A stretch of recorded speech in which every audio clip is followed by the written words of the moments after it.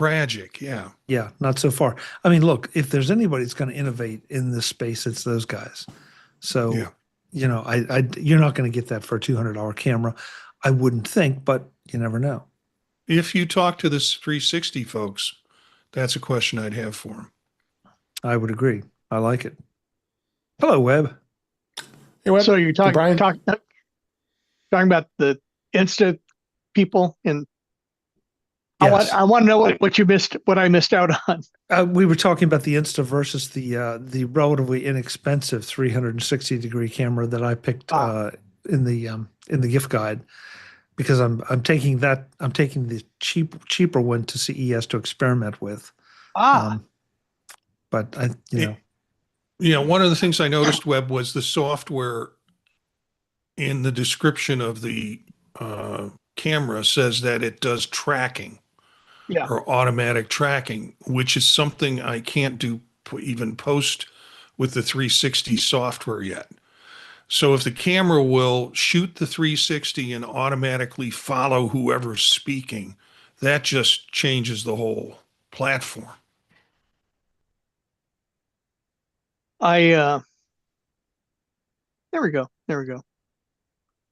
So you're not talking about on the webcam where it kind of follows me. You don't mean like that. Okay.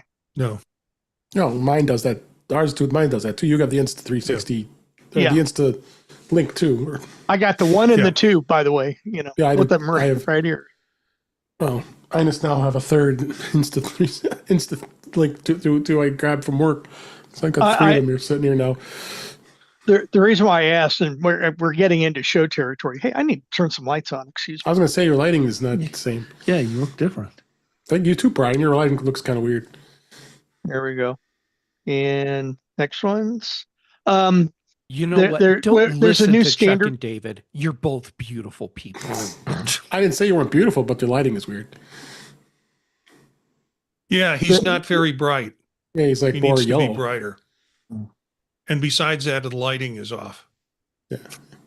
And Webb, the quilt behind you That is fucking awesome. That was the Did very you have first like quilt. 8 arms, like Buddha? No. Cthulhu?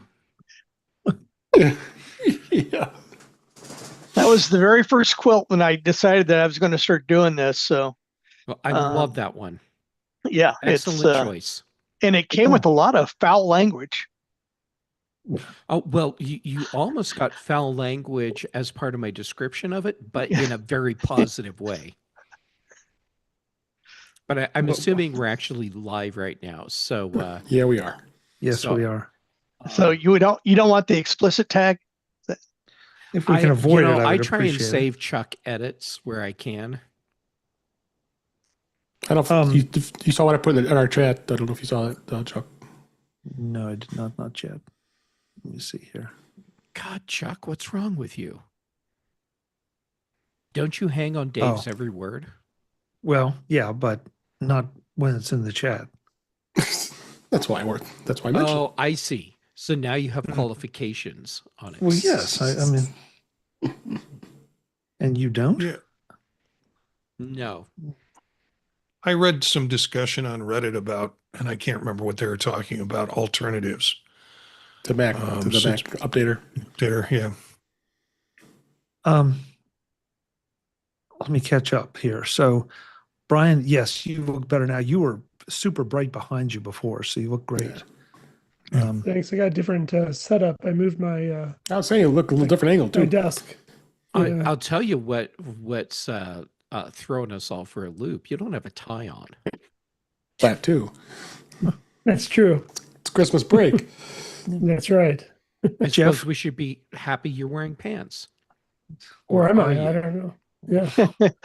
Lord. I'll stay seated. Jeff, thank you. Thank you.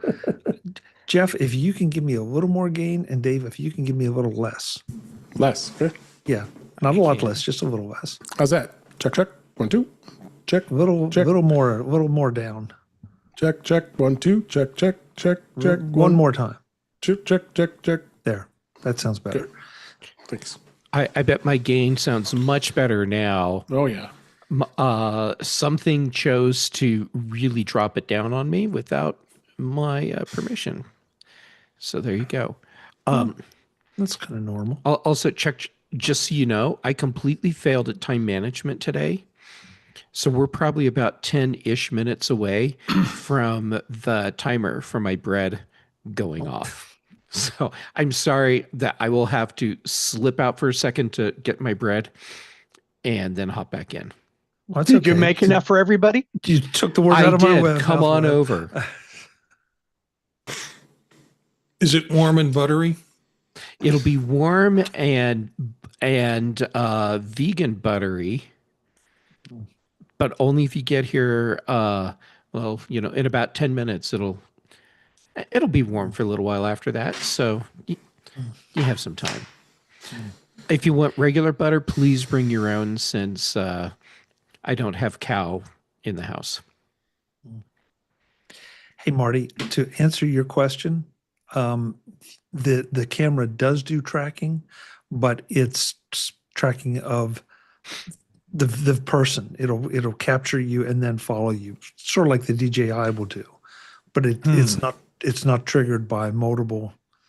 What was the piece of hardware for meetings that did that? Where did I see that? Teams. Oh, well,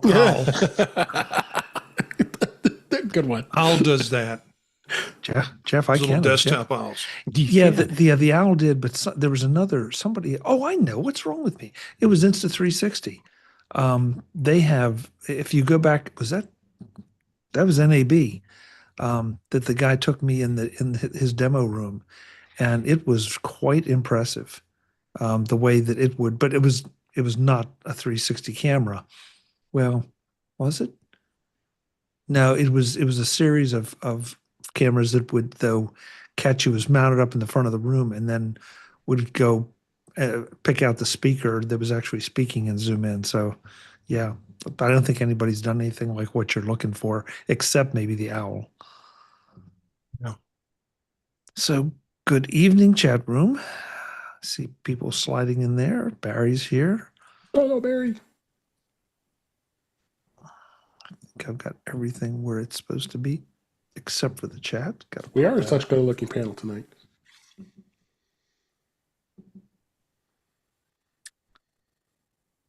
Okay. Put that down there. You have the YouTube streaming up? Yeah, It's live. should be. Well, how come I'm not seeing it? I don't know, because I'm. Are you it's blocking seeing- me again? It's seeing you. YouTube.com/MacVoices TV. MacVoices TV. MacVoices TV. Mhm. Oh, there you are. Yes. There I am. There you are. There you are. Yeah. Marty, your Zoom says Marty again. All right. I don't know, because I changed it. Well, it's a long story. I won't talk about it on Why would? live, but I changed it. I'll change it back. Well, that's okay. It's fine. Unless you are in witness protection or It's something. it's like Madonna or Cher, Yeah. Marty, Yeah, Marty. Or Prince. Maybe I or should just be a Prince, or symbol. Prince. The podcaster formerly known as Marty. This is going to be one of those nights. I can just tell. All right, well, let's have a little fun here. Let me put ChatGPT away so I can find everything else. All right, in 3, 2. Welcome to Okay, MacVoices. fine. It's Chuck's last underpants of the year. He likes to hold them very near. They're cotton, they're polyester, they're all the things, and they don't have wings, and that one got away from me. I don't know.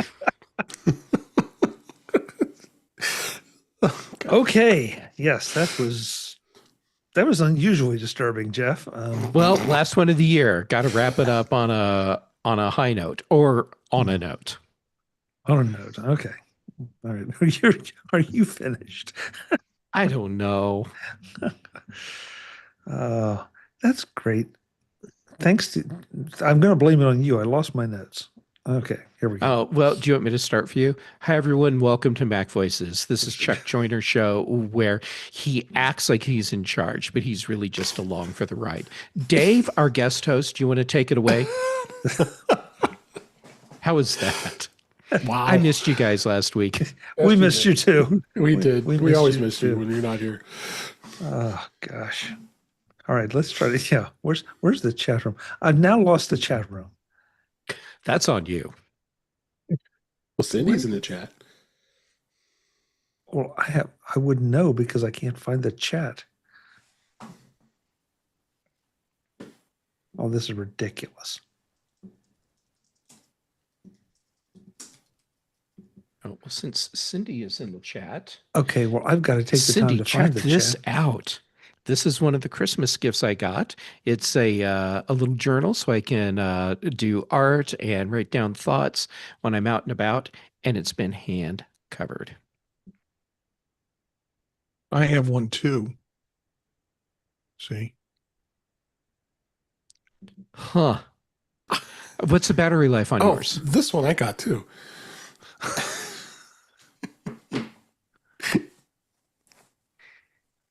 Yeah, but look. He's got two. Oh, Webb wins because he's double fisting it tonight. Oh God. Yeah. Go. Never mind. Booze. That's what I'm thinking. What were you Oh, you people. Yeah, he grabbed And the other two. Marty just I'm not triple going to do it. fisted. I'm not going to do it.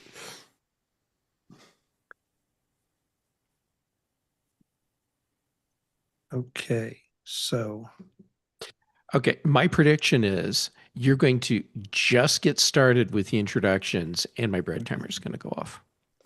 well, I was sort of trying to fake it, maybe keep it that way, but you know. So there's Cindy, there's Paul.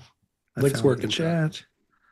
I found the chat. Yeah, thank you. That was the reason I wanted to just triple check and make sure that I could find the chat and it would indeed work.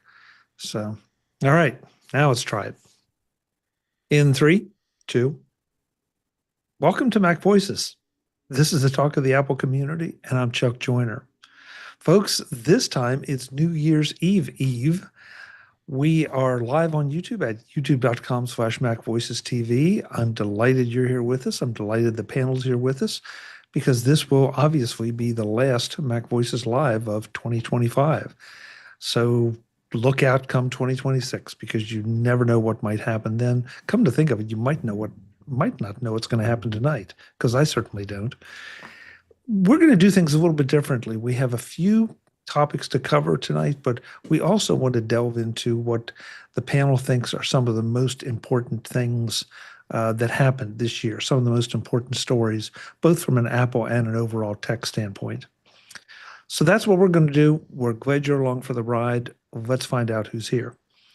Dave Ginsburg has joined us. Dave, great to see you. Glad you were feeling up to joining us.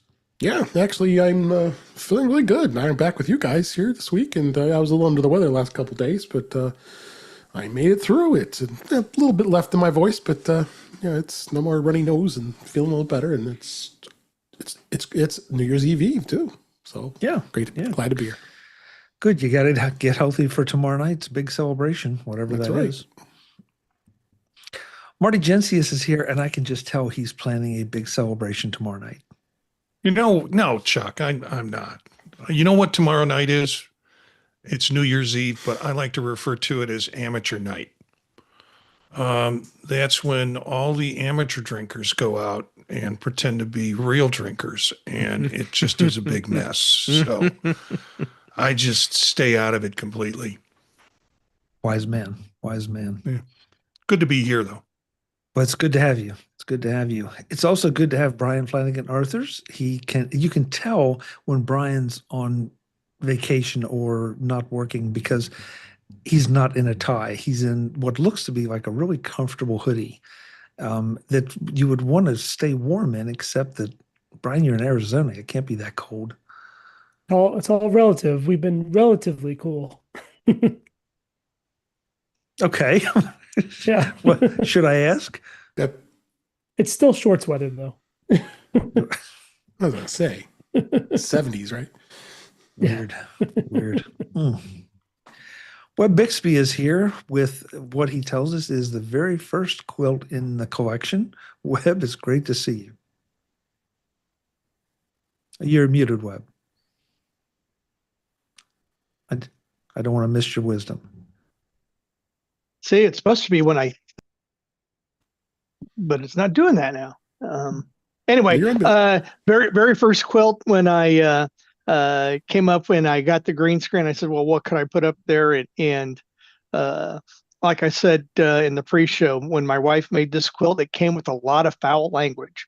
So because you can look at the detail on this one, and there's a lot of cutting and a lot of sewing on this one. So anyway, good to be here. You know, that is, I just am finally appreciating that. That's a lot of sophistication or complexity for a first quilt. Well, it's the first one I showed. It wasn't her first one. Oh, So, okay. All right. Yeah, I was going to say, wow, yeah. that's impressive. Speaking of impressive, Jeff Gammett has arrived.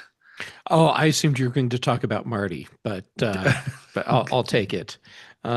Chuck, it's great to see you. Well, and to be here with everyone. And what a great way to wrap up the year.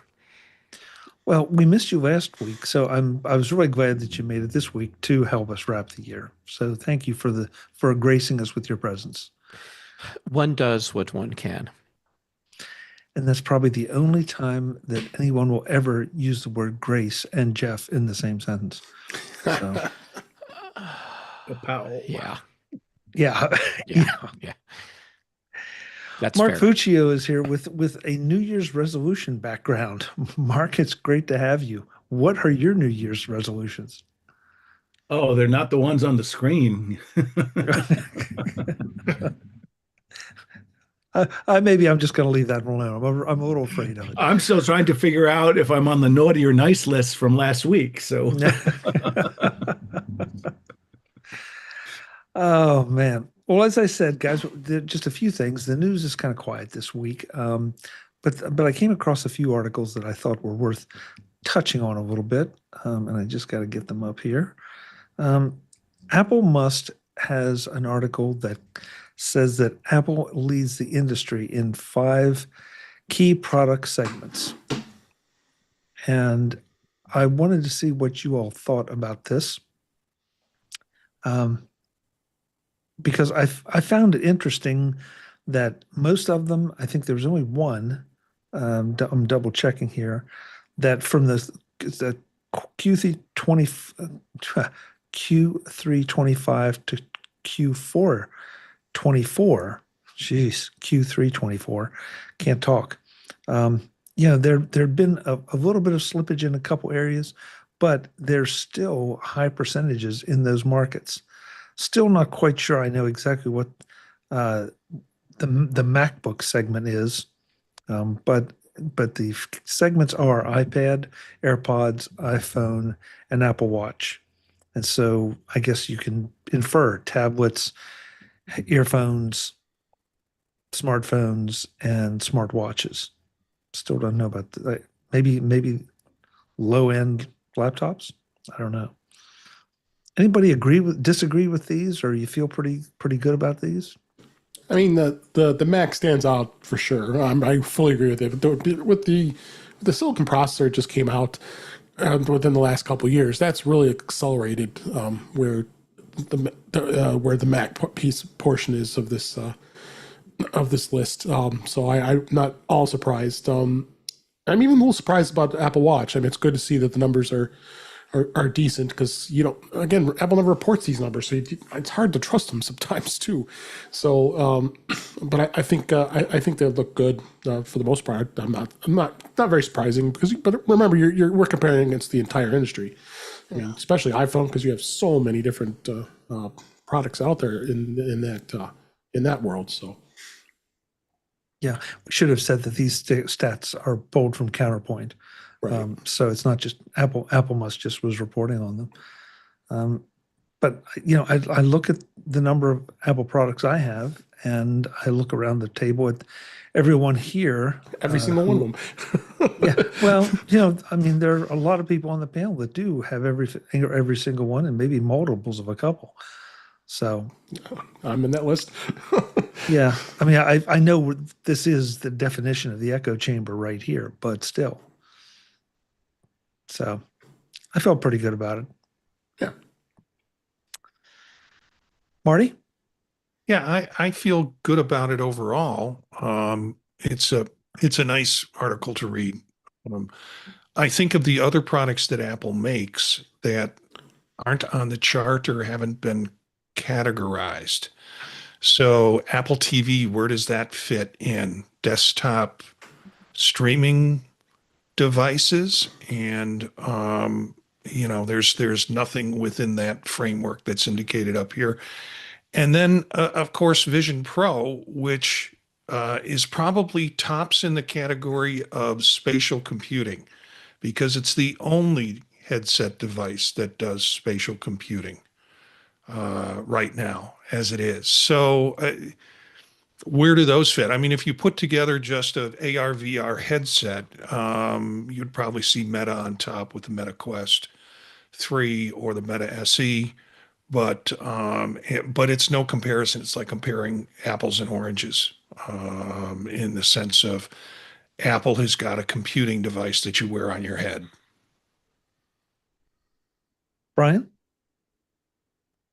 Yeah, I was going to say one particular aspect, and I know it focused on hardware, but when they're looking at total revenue, one of the pieces that they haven't included was services. And seeing it would be very interesting to see the services year over year to see how it compared, especially since they were talking about earlier in the article about how the company's total revenue crossed the $100 billion mark for the first time. That would be really interesting to see, seeing that some of the numbers had declined year over year. Did they really decline, or was it prices that was the consumer buying more higher end versions within those product categories, or was the service aspect kind of carrying that higher revenue? Um, I think services, because of the way Apple bundles it together, would be really hard to break out, since you'd have to be pitting Spotify against Apple Music. You'd have to try to figure out what the heck you were going to do with iCloud. Um, there's that's it. It encompasses so many categories that I don't. It'd be interesting to see, but I don't know how you would wrap that up. And Marty, your comment about the Apple TV as a set-top device, I'm a little embarrassed to say I kind of forget about that at times because it's just sort of my part of my life. So I really don't think about it. It's not. We've had these discussions before. It's not terribly competitive price-wise. Certainly, I think it's a really really good interface for streaming TV, as much as it can be, given all the infighting about who wants to let Apple do what with their app, or how they want it structured. So And I might be wrong here because I'm not familiar with all the other devices as a set top, but I think it's the only set top device that actually produces content instead of draws from content from. I mean, Roku doesn't have its content provision. Netflix doesn't have a set top device. I might be missing one, but I think what makes Apple's unique Amazon. is that Amazon does Amazon's- both. Yeah. Okay. But I get your point. So- Your point's well taken, Mhm. Marty. So it would be very interesting to see what percentage of Apple TV revenue is generated by non-Apple TV device owners. I would speculate a lot. And that's because I would speculate just based on what I see Most people that are consuming streaming content from any provider are doing it through smart TVs, which can include the Apple TV app. So I bet there's a significant number of people that subscribe to Apple TV as a service without having Apple TV as a device. That would be kind of my guess too, Jeff. I don't know. I can tell you this, that over the holidays, I had some experience with the Google TV interface, and some choice words were uttered during the process, and it's still not working right. It was a very unpleasant experience, as opposed to a Fire TV or Roku or Apple TV. So for what it's worth, I, if you can avoid Google TV as the operating system, strongly suggest you do so. And that's not me being biased. That is just fact. Yeah. Mark?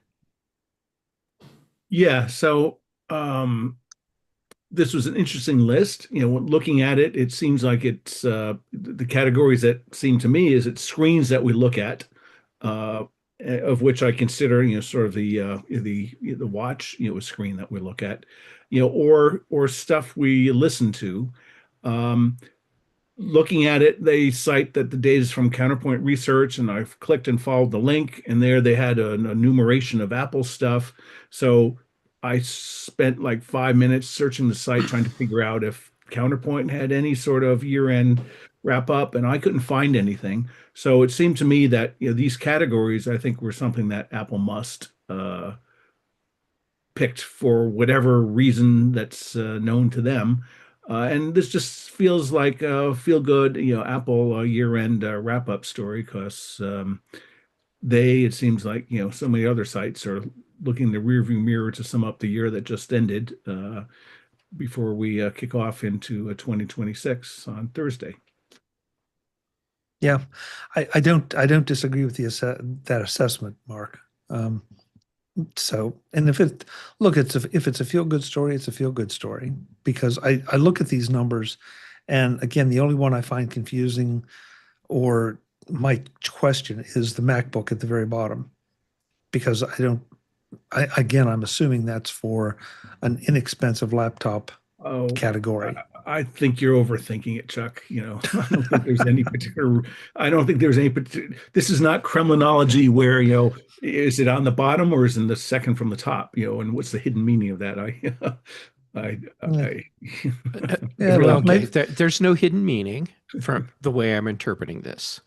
This is Apple as the laptop manufacturer versus all other laptop manufacturers. Yes. So it's not like Apple versus the combined PC laptop market. Based on the way Counterpoint has collected data in the past, you do have to take some of this with a grain of salt, which is not anything against Counterpoint. It's they have to use other sources and surveys to collect information, because Apple doesn't provide this data. Right. And you could say some of that about any of the statistical bureaus that gather up this information, Jeff. They have to make certain assumptions. They're pulling from a lot of different sources, drawing some of their own conclusions.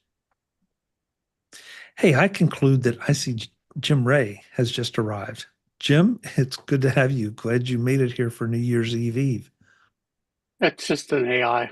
I'm not really there. All right. Well, hey, we're happy that whoever sent the AI is testing it out here. Because I'll pass that along. What better place? What better place? We have talked so much about CarPlay this year, and GM's lack of support of it. And now Ford has come out and reaffirms its ongoing commitment to CarPlay. Don't sound so surprised, Chuck. Listen, I'm delighted. The only thing the article points out is that it's maybe not CarPlay 2, but they seem to recognize what we've talked about so often is giving the customer the choice. And if, Ford's working on their own, and that's fine, but if you want CarPlay, it'll be included. How hard is that, GM? So, no quiet. Everybody's quiet on that one. Well, Dave put in wants the to chat. comment. I'm sorry, Dave. I missed it. I'm following your rules. I'm not surprised. Excuse me. Ford has always been supportive of technology, and especially with CarPlay, going back years when they first came out with their system. I'm a Dodge owner, and they've been very committed to CarPlay and incorporating it into their Uconnect system. I've had it for years. I have two vehicles, a Jeep and a Dodge, and they're both well welcomed and integrated into that. So no surprise to it with Ford, and GM is GM. They wanted to do it their way, and that's fine. But you can't resist it. There's just so many people out there who really like CarPlay and have iPhones. And it just you got to have it. It's just I go crazy when I don't have it, honestly. Every time my wireless, because I don't have a built-in wireless on my car since older, so I have to have one of those adapters that I've talked about before. And when it craps out, it's like, oh my God, what's going on? I got to unplug it, plug it back in. So it kills me. But yeah, it's nice to see that Ford's staying committed to it. Yeah, but Dave, at least even if you have to plug and unplug it, it comes back.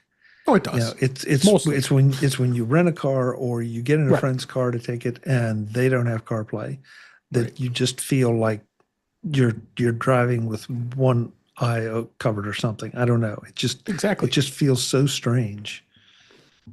So It's weird to me that this is even a topic. I mean, and there's people on both sides. You'll see some people online saying, I don't want CarPlay. I'm glad my car doesn't have it. It's like, you never heard anybody say that about CD players or tape players or, if you don't want it, don't use it.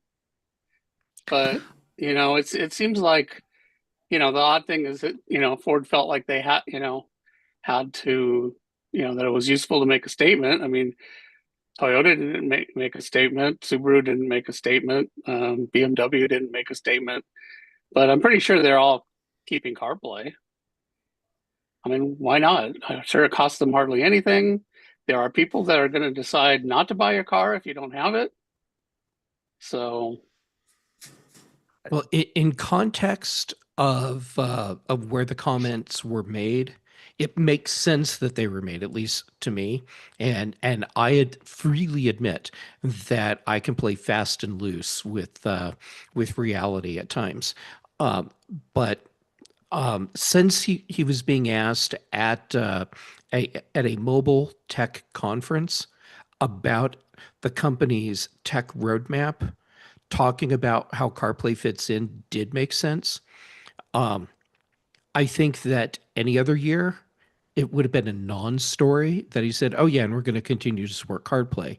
But based on what GM has done and Rivian's stance and Tesla.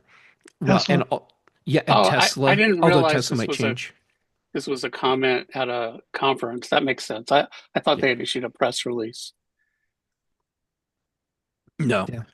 It's okay, Jim. I have got your back. I will sometimes read this stuff so you don't have to. Mark. Yeah, I was just going to say that. This was made at a conference, but somebody picked it up, and I think it's good news for Ford compared to their almost $20 billion write-off on various things and getting out of the EV vehicle. And I don't know exactly when the comments were made, but it's transitioning into CES, which I know you're going to be at, Chuck.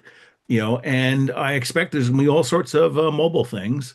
And I think also it's another way for Ford to, stick GM in the eye of, we're going to have it and you guys don't. And our customers tell us they want it and we listen to them and you guys don't. So, I think there's, all sorts of, just competitive dynamics, going into it. And I think like Jim said at the start is at some level, it's, it's a ho hum. It's who cares? Sort of like, okay, well, this car doesn't have it. This car really sucks. I'll never rent this again. So um, it's just I think it's of tangential interest, to it's of it's talking point interest, for people in the Apple community.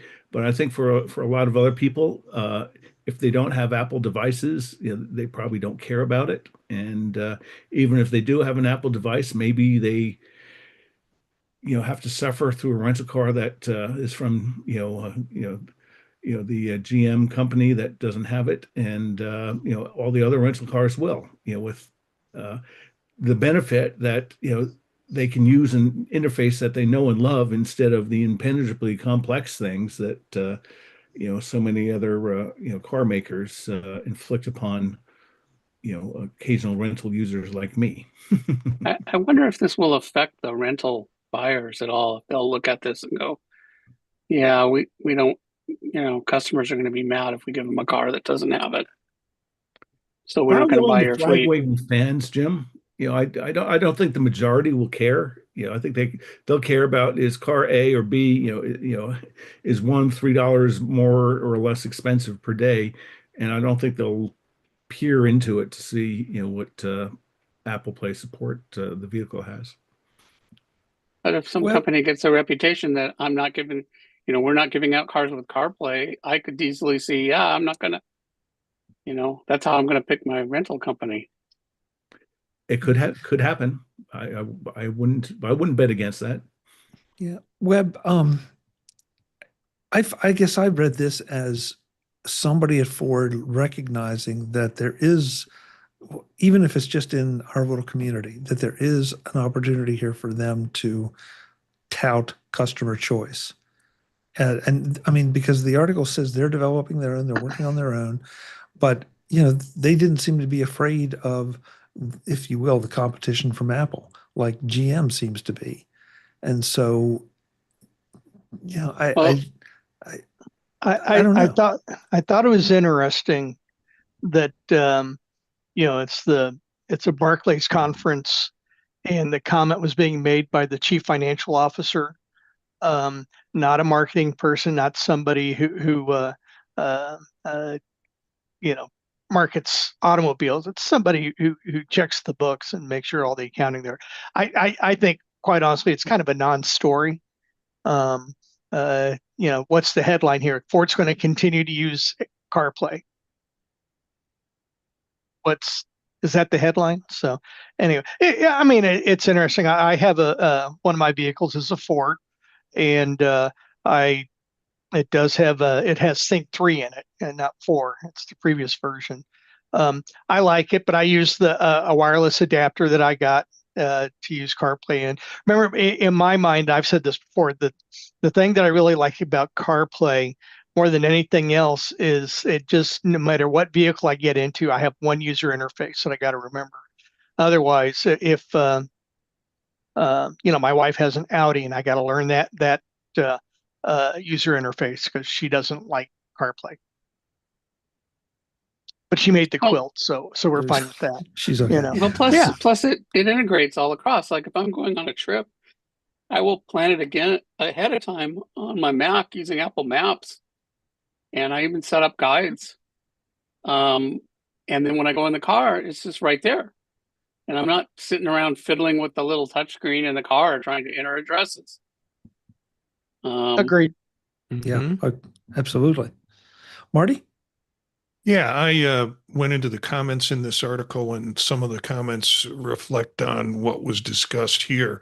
One comment was, good for Ford. I'll make sure to specify a Ford or other CarPlay equipped vehicle whenever I'm renting a car. It'd be nice if the rental agencies indicate which cars, up front can indicate which cars, or the cars that they have handle CarPlay. I wonder if Avis, Hertz, and other rental companies will continue to buy GM vehicles. The response to that was someone who said GM used to be, don't kid yourself, rental car companies get their cars cheap from manufacturers because they need to absorb excess production at the cost of dumping cars back onto the used market in 1 to 3 years. GM used to be the rental master because their union contracts made it hard to cut production. So then there would be extra cars around. Since the bankruptcy, they tore up the contracts and pulled back. So if those reflections are true in terms of that, it explains a little bit about how rental cars are siphoned out and siphoned back. So the only comparison I can think of, and it's been a while, well, the last time I rented a car, I was asked if I wanted one with Sirius XM. And it's like, oh, I don't know. It's kind of took me by surprise. And so I don't rent cars enough to know that if that's something that rental companies offer on a regular basis, do they tell you up front or do they ask you, is that one of the options you can request? Well, Were they going to charge you extra for it? I was going to say, Yeah. sometimes they do, sometimes they don't, but a lot of times they don't because they want, they may have partnership with Sirius. I'm a Sirius XM subscriber, so I can tell you that, because it's available, and they'll probably get a kickback with Sirius XM to them, saying, hey, let's partner, and so we can advertise. We'll get one or two people hooked on wanting to subscribe to it. Yeah, so but the reason I was bringing up is whoever said it. Is this something that'll become a standard question or a standard request that you can make? It certainly looks like it's trending that way. And listen, we're CarPlay people, right? But there's also Android Auto out there that Usually they come together. Well, It's really rare for a car to have only CarPlay and not also have Android Auto. I think the chips that the OEM chips that they buy, they do both. So, it's pretty much a freebie for a car company. Joe in the chat room says Ford stumbled badly backing away from their EV program. That's my story on Ford. Ford has stated months ago that they will still support CarPlay. So, thank you, they Joe. pretty consistently. Yeah, said that, and not only the CFO, but the CEO Jim Farley has said it over and over again. Yeah. Before we leave this topic completely, I wanted to point out a little commentary by the Macalope on Macworld.com that had to do with CarPlay. And basically, the Macalope has concluded a lot of the same thing that we've concluded about tracking and wanting to be able to generate revenue. And so, I throw it in there just as validation for some of us, and just because the Macalope's articles are always interesting. And look, this is an open invitation to the Macalope. If you want to come on MacVoices, your identity will be protected, and we would love to have you because your take on things is always really interesting. What are the chances of that, guys? But, the invitation is open. I wonder how many people have been the Macalope over the years. I can neither. You're assuming that you're also assuming that the Macalope is not on the show right now. That is a good point, Marty. If the Macalope were on the show right now, the Macalope would not be able to confirm nor deny such a thing. By the way, I'm not implying anything. I'm just agreeing with Marty. How do we know the Macalope isn't here right now? Okay, I'm the Macalope. Oh, you weren't supposed to tell. What was it? What was that old TV show that, Gong Show? I'm Jeff Gamet. No, I'm Jeff Gamet. No, I'm Jeff Gamet. To tell the truth. Yeah. Okay. No, Weird that I went right to the Gong Show. Yeah. That's more stuff. Yeah. Yeah. That's kind of a guilty pleasure, I think, for a lot of us. I got the song in my head again. Yeah. And what, Gene the Dancing Machine? Is that the one? Yeah. Dave? Yeah. Gene the Mean Dancing Machine. Thank you for bringing it up, Dave. Now it's stuck in my head too. And Yeah, the don't unknown forget comic. about the unknown comic. Yep. Yes. Yeah, the unknown comic. Yeah. Yeah. All right. Well, The back. twin sisters that eat popsicles. I don't Yeah. know if you could show that today. Yeah. And Pee Wee Herman was on there originally was. before he became Pee Wee Herman. Oingo Boingo was on there. Yeah. On which, the Gong Show or? Yeah. Yeah. I didn't know that.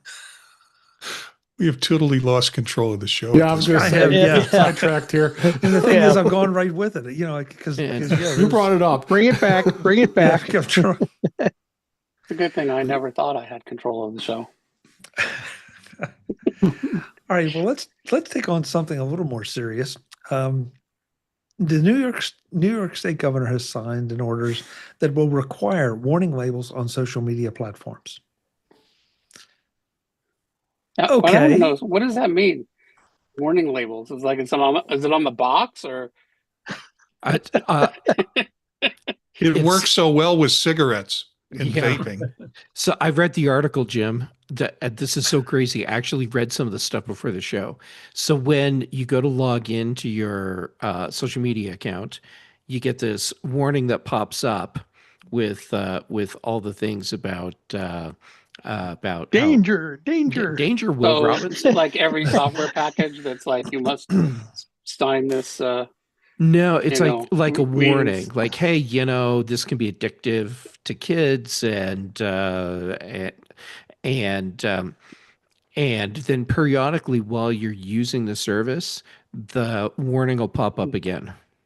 I can just totally imagine, some kid sitting there and this warning pops up and he's like, "Oh no, I'm out." Logs off. Yeah. Yeah, and that kind of encapsulates Thanks for the tip. Yeah, because I feel like this is adults trying to solve a problem that they are clueless on. So they apply adult thinking to it. Fortunately, And- that has never happened before. Yeah, exactly. Exactly. I mean, we're back to the age verification warnings. We're back to, and of course, Australia just, put in place what, 13 or 16-year-olds, a limitation on social media. Now I've forgotten which it was. And it had almost no impact because all the kids knew how to work around it. Right.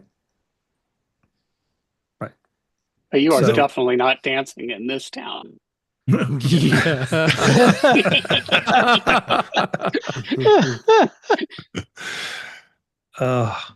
Yeah, and here we go again. It's another one of those state attempts that it feels like grandstanding. And, okay, so if I'm a kid in New York, I'll VPN out to Arkansas or something and skip the warning labels. No, I'm going to VPN into New York. I want to see this. It sounds like fun. So Marty. is this only going to come up if you're in New York? Yeah. Is that? Yeah. Oh yeah, At least that's the way I read it's it. going to work really well. So if I'm on my social media and I cross the border into New York, suddenly I'm going to start getting warning labels about how it's going to. They should probably be concerned that I'm driving while using it more so than whether it causes problems. I don't know. The scary part is we're starting to see media articles about parents saying how great it is their kids are not on social media anymore and how life is wonderful. I think it's a socially constructed push to kind of push us away from technology. If anything, it's parenting. It's nanny net. Marty, that's a really interesting statement, though. And because you're talking about pushing away, you just said it, pushing away from technology, not just social media, but just technology in general. Do you really feel there's an organized push for that? Because that seems to be very counterproductive in a world that's becoming. Hey, more we're and going more back to the technology. 1950s, Chuck. Come on. Yeah, I know, but Politically, socially, culturally, morally, we're all going back to the 50s. Oh boy. Yeah. Okay. And just Brian? like in the 50s, kids found a way to get around it. So, and it's weird because this is the same sort of stuff they pulled on us when we were kids. And now we're adults and we're trying to pull it. And we knew it didn't work then. But now we're trying to pull the same thing on our kids. Come on. Yeah, I agree with that completely. Brian? I know one thing that might work is when they have those dirty, nasty commercials and advertisements for tobacco and they have the nasty lungs and everything. Maybe they need one of those that would, a dirty lung, but for being addicted to social media. But all joking aside, I was looking at trying to see, it doesn't include an age verification in this version, does it? It's just simply everybody would receive this particular warning message. Yeah, I think so. Yeah, as far as I can see. Hmm. Yeah. Well, and Marty brought up an interesting point. Is this going to be if you just list your home address as inside New York, or if I'm from Pennsylvania and I cross over the border and log into my Facebook account at a hotel inside New York, that I'm going to get it, but if I cross back over, I don't? Yeah, this is weird. Jeff? I want to build on what Marty was saying about the nanny net thing. First, because I like that, but also when I see what's happening here with nanny net sorts of laws, I think this underscores the problem that so many legislators do not understand the technology they're trying to legislate. And so it's very possible in this case that this is driven by a genuine concern about internet addiction and social media addictions, and they're trying to address that. But instead of actually looking at the real problem, they're looking at what they see and trying to regulate that. So they see people that are spending too much time on social media and then having other problems because of that. Oh, well, let's give them warnings not to be on social media. Whereas the real problem is far more insidious, and it's that social media companies are incredibly efficient at creating that dopamine hit and keeping people scrolling, scrolling, scrolling. And and what you need to address is the potentially unethical practice of crafting websites to essentially drive addiction. I mean, if you're going to go out and create legislation that tries to manage this in some way, go to where the problem is, not to where you're seeing the symptoms. Marty, back to you. Yeah, I was just, my concern is again, this would be another thing that would be put on services to figure out how to manage, not on states to figure out how to manage. So this will be passed along to social media companies to put these warning labels up when they're able to identify someone's in a particular location, which means probably location services need to be on in order to use the service, at least in that state. Well, to use the service, period, to determine that they're in New York State. And okay, well, when they sign in, we got to slap on a warning label that'll pop up every 4 or 5 minutes or 6 minutes or whatever to do. I just see it as another burden placed on technology to solve when it kind of goes back to parenting. I mean, it really goes back to focus and parenting and the kind of stuff that is inconvenient for adults to do. Um, they're now putting it on the social, they're putting it on the product and not the person. Brian? Yeah, I was clicking through the website and I found a link to I guess it's the press release from the governor of New York.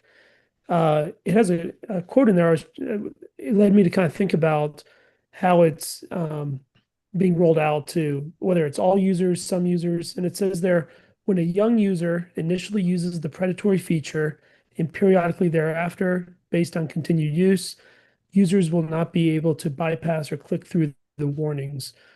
So I'm assuming from that statement that it must be through the social media registration when you put in your birth date or whatnot. And I got if there's no verification of when you initially put in your birth date, there's no way to tell whether or not that actually is a minor. Assuming that's what the use is for minors. Um, and then I'm more interested to also think about that last statement about not being able to bypass or click through the warnings. So whether that's, think about maybe the ads that you can't skip, or maybe at least scrolling through the language before you can press accept. Yeah, I'm a little unclear on that. Yeah, I like the predatory feature. If Yeah, they're using the predatory feature, which feature isn't predatory? yeah. This law sounds worse the more we talk about it. Jeff, I agree. And even just the concept of trying to do this, the more you dig into it, the word it sounds so simple. Yeah, just let's protect the kids. And no. Mark. Yeah, what I was going to say, I think has been covered by now, by especially by Marty. But I would just say that this is a fundamental challenge we see not just in the U.S. but around the world, which is it sounds so good. Nobody wants to hurt children, right? But whose responsibility is that? Is that Apple or Google's, or is it the children's parents? So I think this thing by Hochul, New York, is misguided because what you should do instead is, hey, parents, wake up! This shit's going to hurt your kids.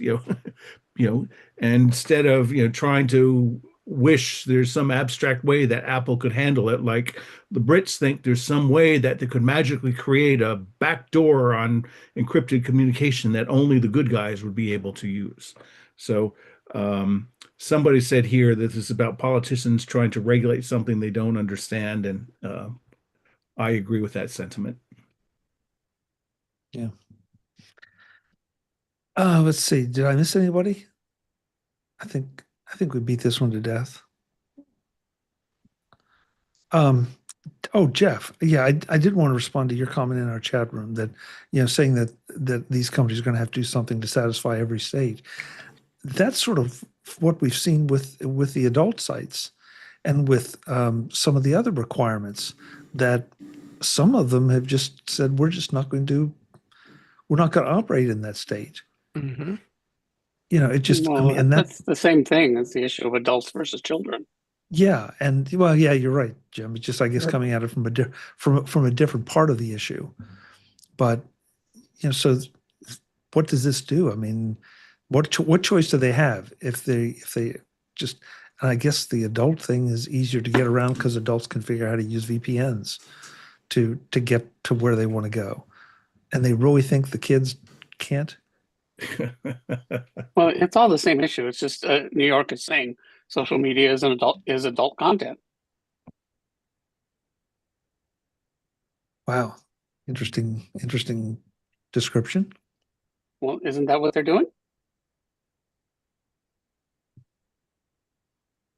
In effect, They're saying this is not appropriate for minors.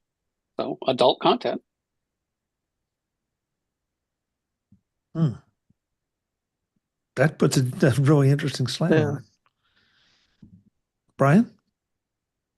Yeah, I was just going to comment regarding the difference, though. Could be also, with this, if they're targeting this regulation to come up for children, the difference of verifying that you're a child or an adult.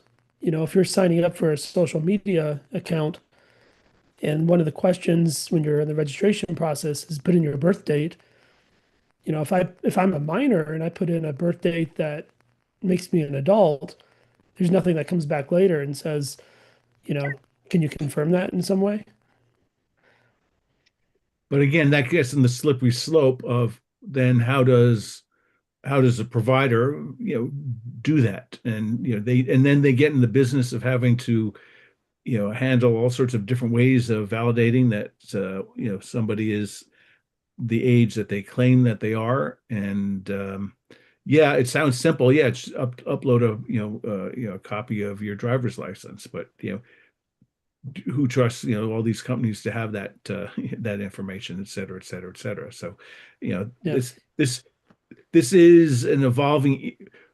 I would just say, I think, that our parents had the same issue with our generation about TVs going to make our minds mush and we're not going to be able to learn anything. So I think this is, Well, growing pains of adoption of new technology. I think there's a lot of curmudgeon in this than, Yeah.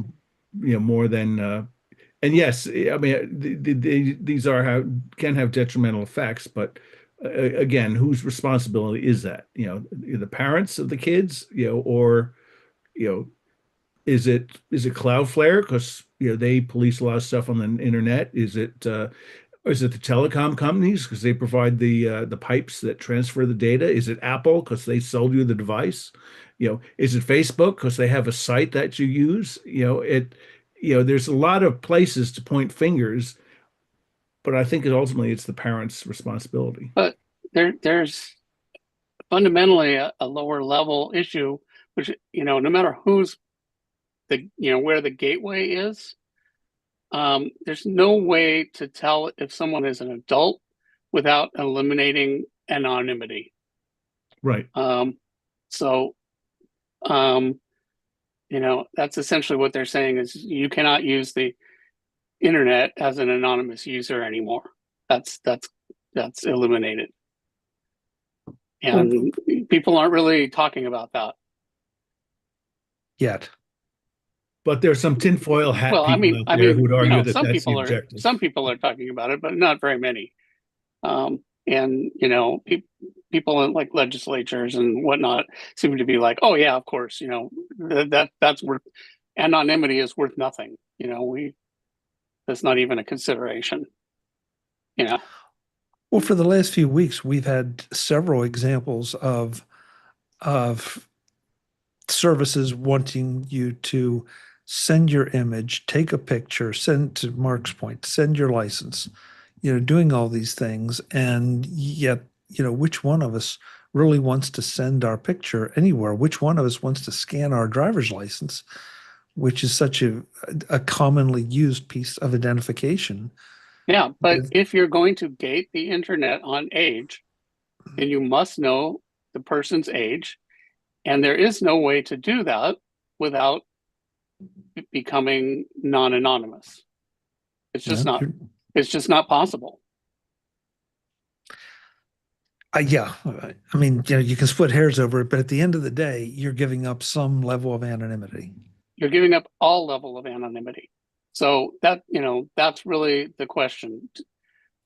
We need to balance. Is that worth it? We need to protect children, so forget anonymity. Maybe that's the correct call, but it's not being presented that way. It's just like, oh, we must protect the children, as if that costs nothing. I can't remember, Jeff, I think you were here for that, but there was one of the services that they wanted you wanted to scan your face with your camera, and they weren't going to retain it or anything, according to them.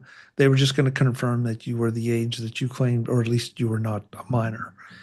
And, that assumes that they're going to destroy the scan, and which I don't think any of us believe that really would happen. And that's what I meant by levels of anonymity. Because I mean, if somebody, that's like claims for a perpetual motion machine. There are people that are saying, "Oh yeah, we can do it." They can't do it, and those aren't even going to work. Can you imagine that anything with a camera is going to reliably determine if someone is, 17 and 11 months or 18? You're going to get some 13-year-olds that look 21 and some 24-year-olds that look 16. a fake digital driver's license. Yeah. And that's one thing about, a little different for social media, because you have to log on for social media. So that's, there's some level of, maybe you're going to use a fake name, but it's not just like going to a website where you don't have to log in at all. Yeah. All right. Well, we examined that a lot, and I'm glad. I really do think it's important as we see more of these laws being put into place by legislators, and I forget who made the point that maybe aren't completely, I think it was you, Jeff, that aren't well versed in the technologies that they're trying to Mhm. regulate. It's it's a dangerous thing. And so if you are in a position to help inform your legislators, please do so. Oh, Marty just said it was Tinder that wanted your face. Not, not generally where you aim the camera on Tinder. Okay, thank you, Marty. I wouldn't know. Stick to that story, Chuck. Yeah. Plausible deniability. Hmm. Thanks for your help there, Jeff. Appreciate that. I've Uh, got your back. Marty, you brought this one in, and I had missed this one completely. Um, that Brain Gear is the hot new wearable, according to Oh, Wired. sign me up. I want to be Johnny Mnemonic. Go ahead and plant those little things in my skull. Let me carry around data that way. I'm all for it. Interesting article in Wired. Brain Gear is the hot new wearable. And they talk about some of the stuff that was going on with Vision Pro in it, and the fact that they're combining it with the headset. There are some medical services that are out there that are looking at doing implants in some ways to impact it. And I just think it's exciting. I agree with you. And if I remember the article correctly, they also were talking about some of the things that are rumored to be being put into Apple AirPods as we Yeah. go. So, Cameras. combine that. Yeah. Yeah, combine that with the Vision Pro, combine that with the Oculus Quest, or any of the other smart or AR glasses. And yeah, it seems like we are heading in that direction. And think about everything that you can do with the Apple Watch. It's thing that's strapped to your wrist right now. Yeah. So Chuck, this one is actually super cool because you're looking at the potential opportunity to open up accessibility for people in a way that has not really been available mainstream.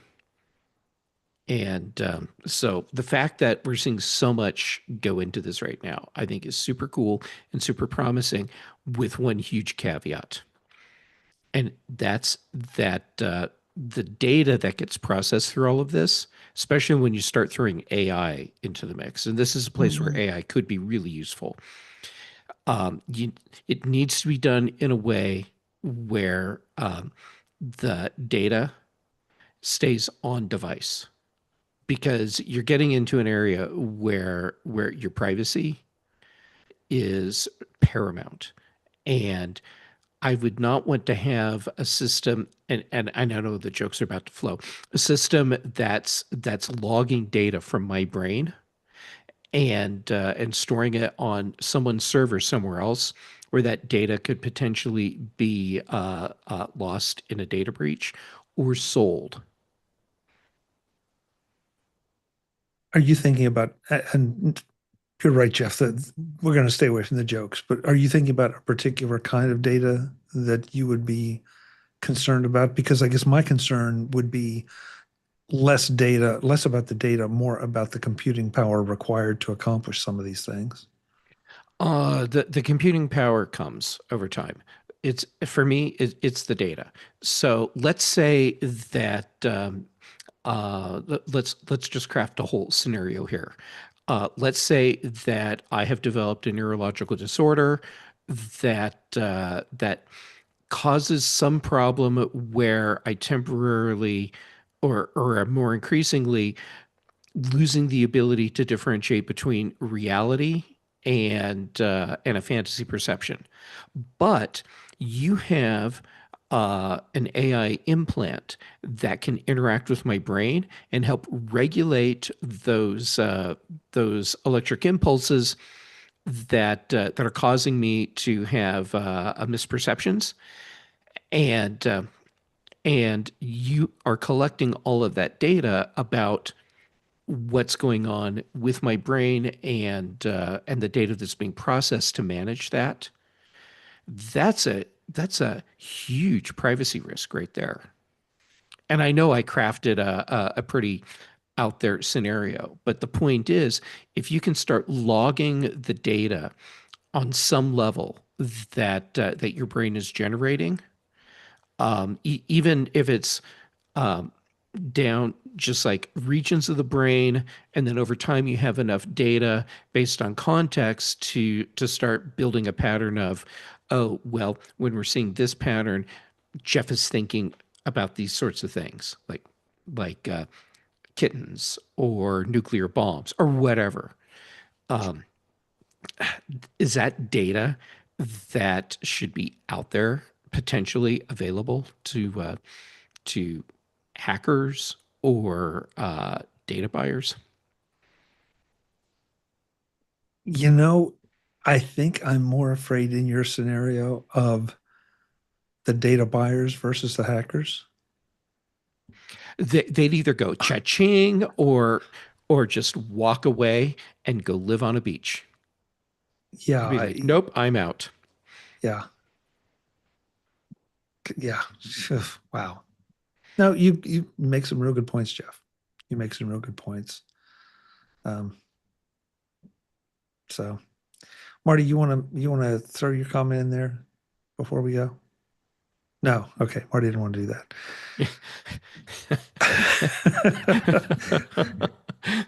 Oh, well played, sir. You said no jokes, so Yeah. Okay. Yeah. Sorry. Well played, sir.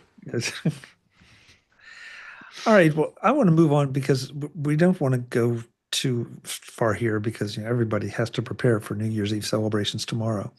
Um, but some of the panel nominated some stories of the year, and I wanted to just get some reactions to some of these.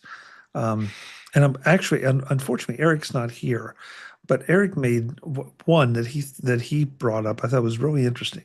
That the M4 Mini, even though it came out in late 2024, has been very influential throughout 2025. And the more I thought about this, the Mini has put the M4 Mini has put a crazy amount of power in so many people's hands for a really, really affordable price. And I don't know. I mean, that's one of the things Eric thought was really important this year. Anybody have strong feelings one way or the other on that? Is he overstating the importance of this? Webb, I see you pulling your mic down. Oh, not Yeah, at all. Go ahead. I was just going to say I'm using an M4 Mini right now. It's right there, and it's a great machine. I haven't been this impressed with the machine since I got the first M1 Ultra MacBook. So I was just we were talking about what's the technology that kind of moved me this year. It's going to be this box right here. I've been very, very impressed with it. I'll let other people comment, but it's a great machine. I really, really like it. Well, before I let you go, what has impressed you? The power, the price Yeah, to performance ratio? Size and power. Yeah, it's an Apple product, so it's going to be more expensive than most. But yeah, the price, the power, it's handled everything that I've thrown at it from here. Now I do have a studio at the office, and it's probably a little bit beefier, but let's put it this way: if someone's come up to me and asked me if they wanted a new desktop computer, I'd probably lean them towards here. I think just the physical size of it is really impressive too. Even though we've seen these smaller computers before, I've had a Windows machine that was kind of the same form factor. It just I just like it. It does everything that I need. I'm driving two monitors off of it, so yeah, I'll just leave it at that. Okay, thanks. Marty? yeah, I agree with Eric's assessment on this. I had a M4 Pro, and then I wound up getting a studio, and now that's my driver for the work that I do. And the M4 Pro is just kind of sitting by the side. I think I wish I had a use right now, hook it up to an extra monitor I have in the back and just keep it running. I did get one for my son. He was in between jobs, and I like to keep my kids well equipped with tech when they use it. I cannot give one to my daughter. She says, I got my iPad, I got my MacBook, I don't need a reason for a desktop. And I think it's the desktop issue that Webb kind of alluded to, is that people are, and Jeff also alludes to, in terms of the portability issue. And, with my daughter, I tried to say, well, you can take your iPad to work, but you have it all synced up on your home desktop where you can work on it if you choose to work on it there. But I think it's an incredible, valuable device. It's at a price point that really can't be beat for the power that you're going to get out of it. So yeah, I agree. It's gangbusters. Okay. Thank you. Mark. Yeah, I mean, I think the minis and the studios have been really great products. And the underlying reason is, Apple's taking control of their chip architecture, and with TSMC, they're able to integrate more and more stuff on silicon packages, so they get benefit of smaller size, higher performance, and so on and so forth. So I don't think it's overstating it. I think for a long time, even in the Intel days, that the Mac Mini was quite a great performer. Maybe there for more specialized server applications, home media and the like, instead of just general compute, where it seemed the MacBooks were the performance leader. But now, basically, they have the same underlying silicon. What you're paying for is, do you want something you can put in a bag and carry around with you, or you want something you plug a lot of cables into and it has a spot on your desk.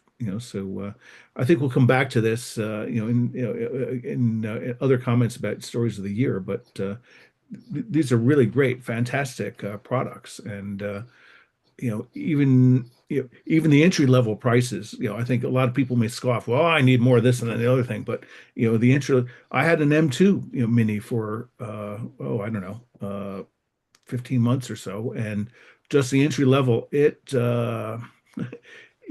was really performant. It was great. And I have an M3 Studio, and we'll talk about that maybe.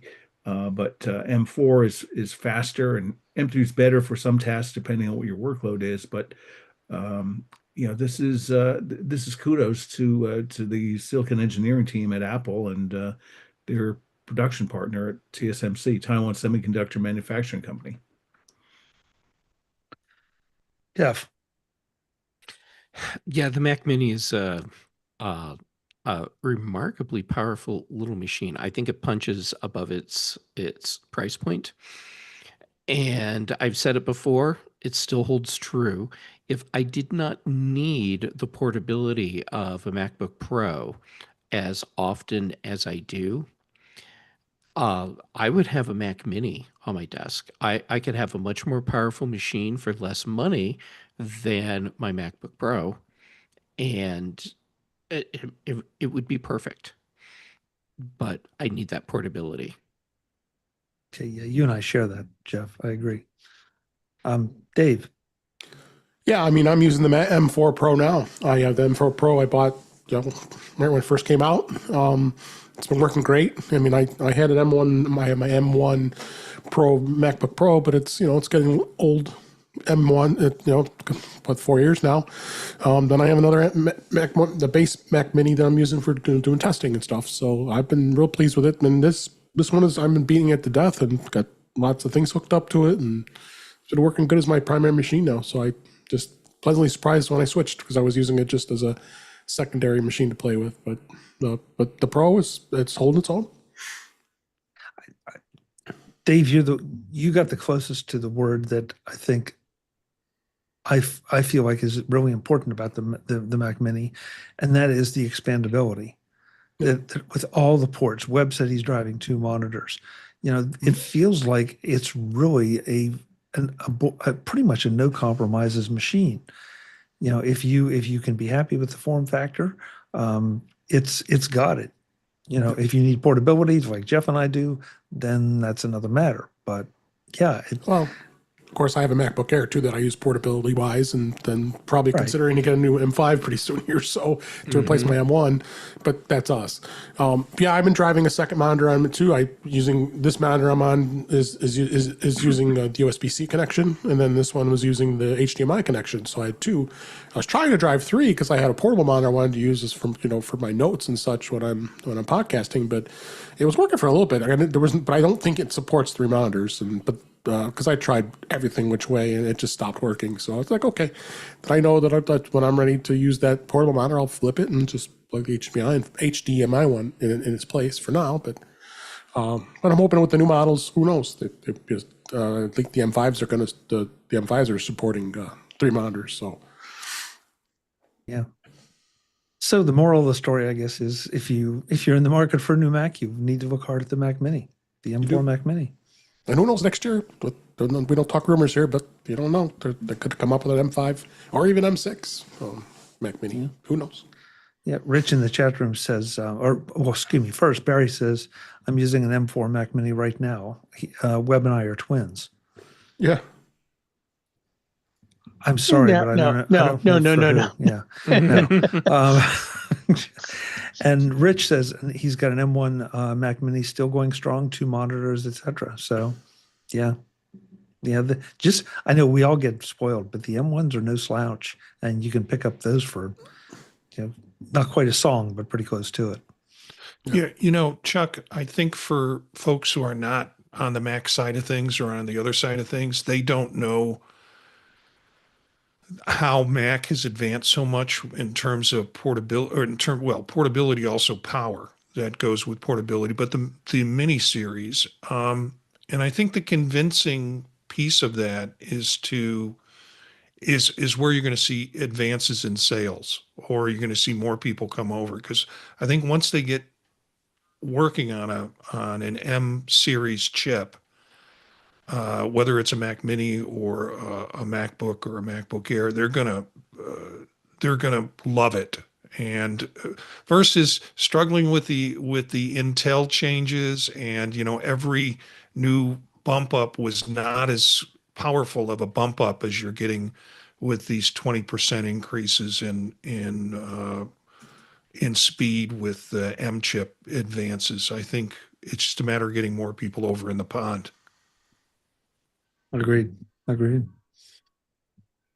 I'm going to turn to Brian for the next one, because this is one that can take us a lot of different ways. It was mentioned by more than just Brian on the panel, but he had an interesting way of phrasing it. And Brian, I'm going to quote you, if you don't mind, and then I'll let you comment. But AI is becoming more prevalent in traditional operating systems and apps, more so than a place people went to get answers. In other words, Copilot for Windows and Office, boo. AI tools in Canva, rather than first thinking about AI as a place to go, such as chatgpt.com. And especially with some of the things that have happened over the last couple weeks, I thought that was a really astute observation, Brian, that it's turning into something that is now being baked in so many places that you don't even notice it. Yeah, so when I was writing about that, it made me kind of consider, when you're doing tasks and you're going to these websites, it's becoming, and just hearing, of course, we ourselves, we're very, focused on, stories that come out in technology. So when I take a step back and I'm just talking to friends that aren't as into technology and don't follow this type of news, but they're talking the talk of using AI and using the tools within these apps and within the operating system and within the web apps. It really is telling, I think, that how deep AI and AI tools are becoming just part of everyday workflows. And it's definitely something I noticed when you had inquired what are some of the bigger news stories and things of 2025, it definitely was something that I considered when I thought back to 2024 and before, how, it was like, oh, and you can use AI for this as opposed to it's just part of the workflow. So that's where I was coming from. I recently sat through some demos of some different software packages, and yes, at their heart, the heartbeat of them is AI. There's no question. But the interfaces are getting slicker. They're getting more intuitive, I think, with, as you said, integrating AI into something instead of saying, I'm working on this project. Oh, I think I'll go and use an AI tool on it. It's just becoming part of the package, just sort of like Mhm. machine learning did for a while. So, Yeah, and I think that's important to talk about too, where um, machine learning, whether it's predictive text or whether it's, you get in your car and it's predicting, hey, you go here every day at 6:30 in the morning. Are you going there today at this, as well? Just, those types of things too, just become part of your life. yeah. Marty? Yeah, the idea that AI is becoming ubiquitous, that you don't know you're using it when you're using it. Whereas, as Brian had said, you have to step outside to another sandbox to be able to get the work done. And to me, it kind of it's like putting fructose sugar in everything. You don't know it's there. It might not be always good for you. It tastes well. It tastes good, and you keep coming back for it. I just I kind of liked it when we could clearly identify when things were being done by AI, or at least we thought we could, because we'd have to go out to the sandbox to work on it. But now it's just being put into everything. And to be have a name in terms of AI, you kind of have to stand out with the product you're providing, whether it be Perplexity or ChatGPT. There has to be some branding that goes along with that. So otherwise, everybody says they're using AI. As Jeff pointed out in previous shows, Apple has been using AI in some format for a long time. So Marty, that's exactly where I was going. Yeah, and I'll use a simple one that everybody's familiar with. That the last version of the OS, I think, of iOS, it was simple to lift somebody out of a picture or take away the background, depending on which way you were going. Uh, and nobody was saying, "Oh, this is an AI feature." It was just a feature. And this seems to be coming back to some of the things we've talked about with Apple's AI strategy is, do you really care if it's AI if it's doing what you want? mm, So I don't know. But I really liked the way Brian approached it. And I looked around and thought, yeah, that's happening to me. I'm slowly realizing that it's happening to me, that there is AI in my workflows and I don't always recognize or even think about it. It's just there. So, Mark? Okay, yeah. So yes, no, I think it's clear that AI-ish or machine learning things are being integrated more into tools that we use. But I think, there's a term I think I just learned it earlier this year. It's so-called AI slop. That there's a lot of junk that's created, and I think a lot of us see us sometimes in different stories and things you read where you have a very interesting headline and you go and click through and you have paragraph after paragraph, like 3 paragraphs of introduction setting the thing up, which is the slop. And then you get into maybe paragraph 4, something that's actually relevant to the headline that was assigned to it. So I don't know if this is human editors doing that or this is AIs out there, but uh, you know they are useful, but they also come at a cost. And some of the cost is they just throw a bunch of irrelevant junk that just steals attention, and it's time out of your life that you'll never get back. So yeah, they're great tools to use, but it seems that there's too many websites that are having content and things that are generated by these tools that hasn't even been even asked to get summarized or checked by another competing LLM engine to see if it could be expressed better. Um, Mark, I hear what you're saying, and I don't disagree with the fact that it's happening. I feel like though it's almost a natural evolution of something new. And this, see if you guys agree with me as an example. But when we first got fonts, I mean, you were trying out every font you could get. You were gathering up fonts and collecting them and putting 20 different fonts in one document. Hmm. So that was kind of font slop. And Yes, yes. but we learned from it. And then we got social media. And then everybody was checking in everywhere and wanted to become mayor of their local pizza place and all that. And then we kind of got away from that. We learned, first of all, we learned that that's not always a good idea, but that it was also just not necessary.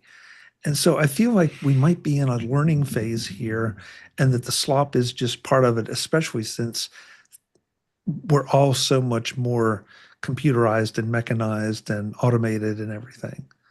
So, Marty, yes.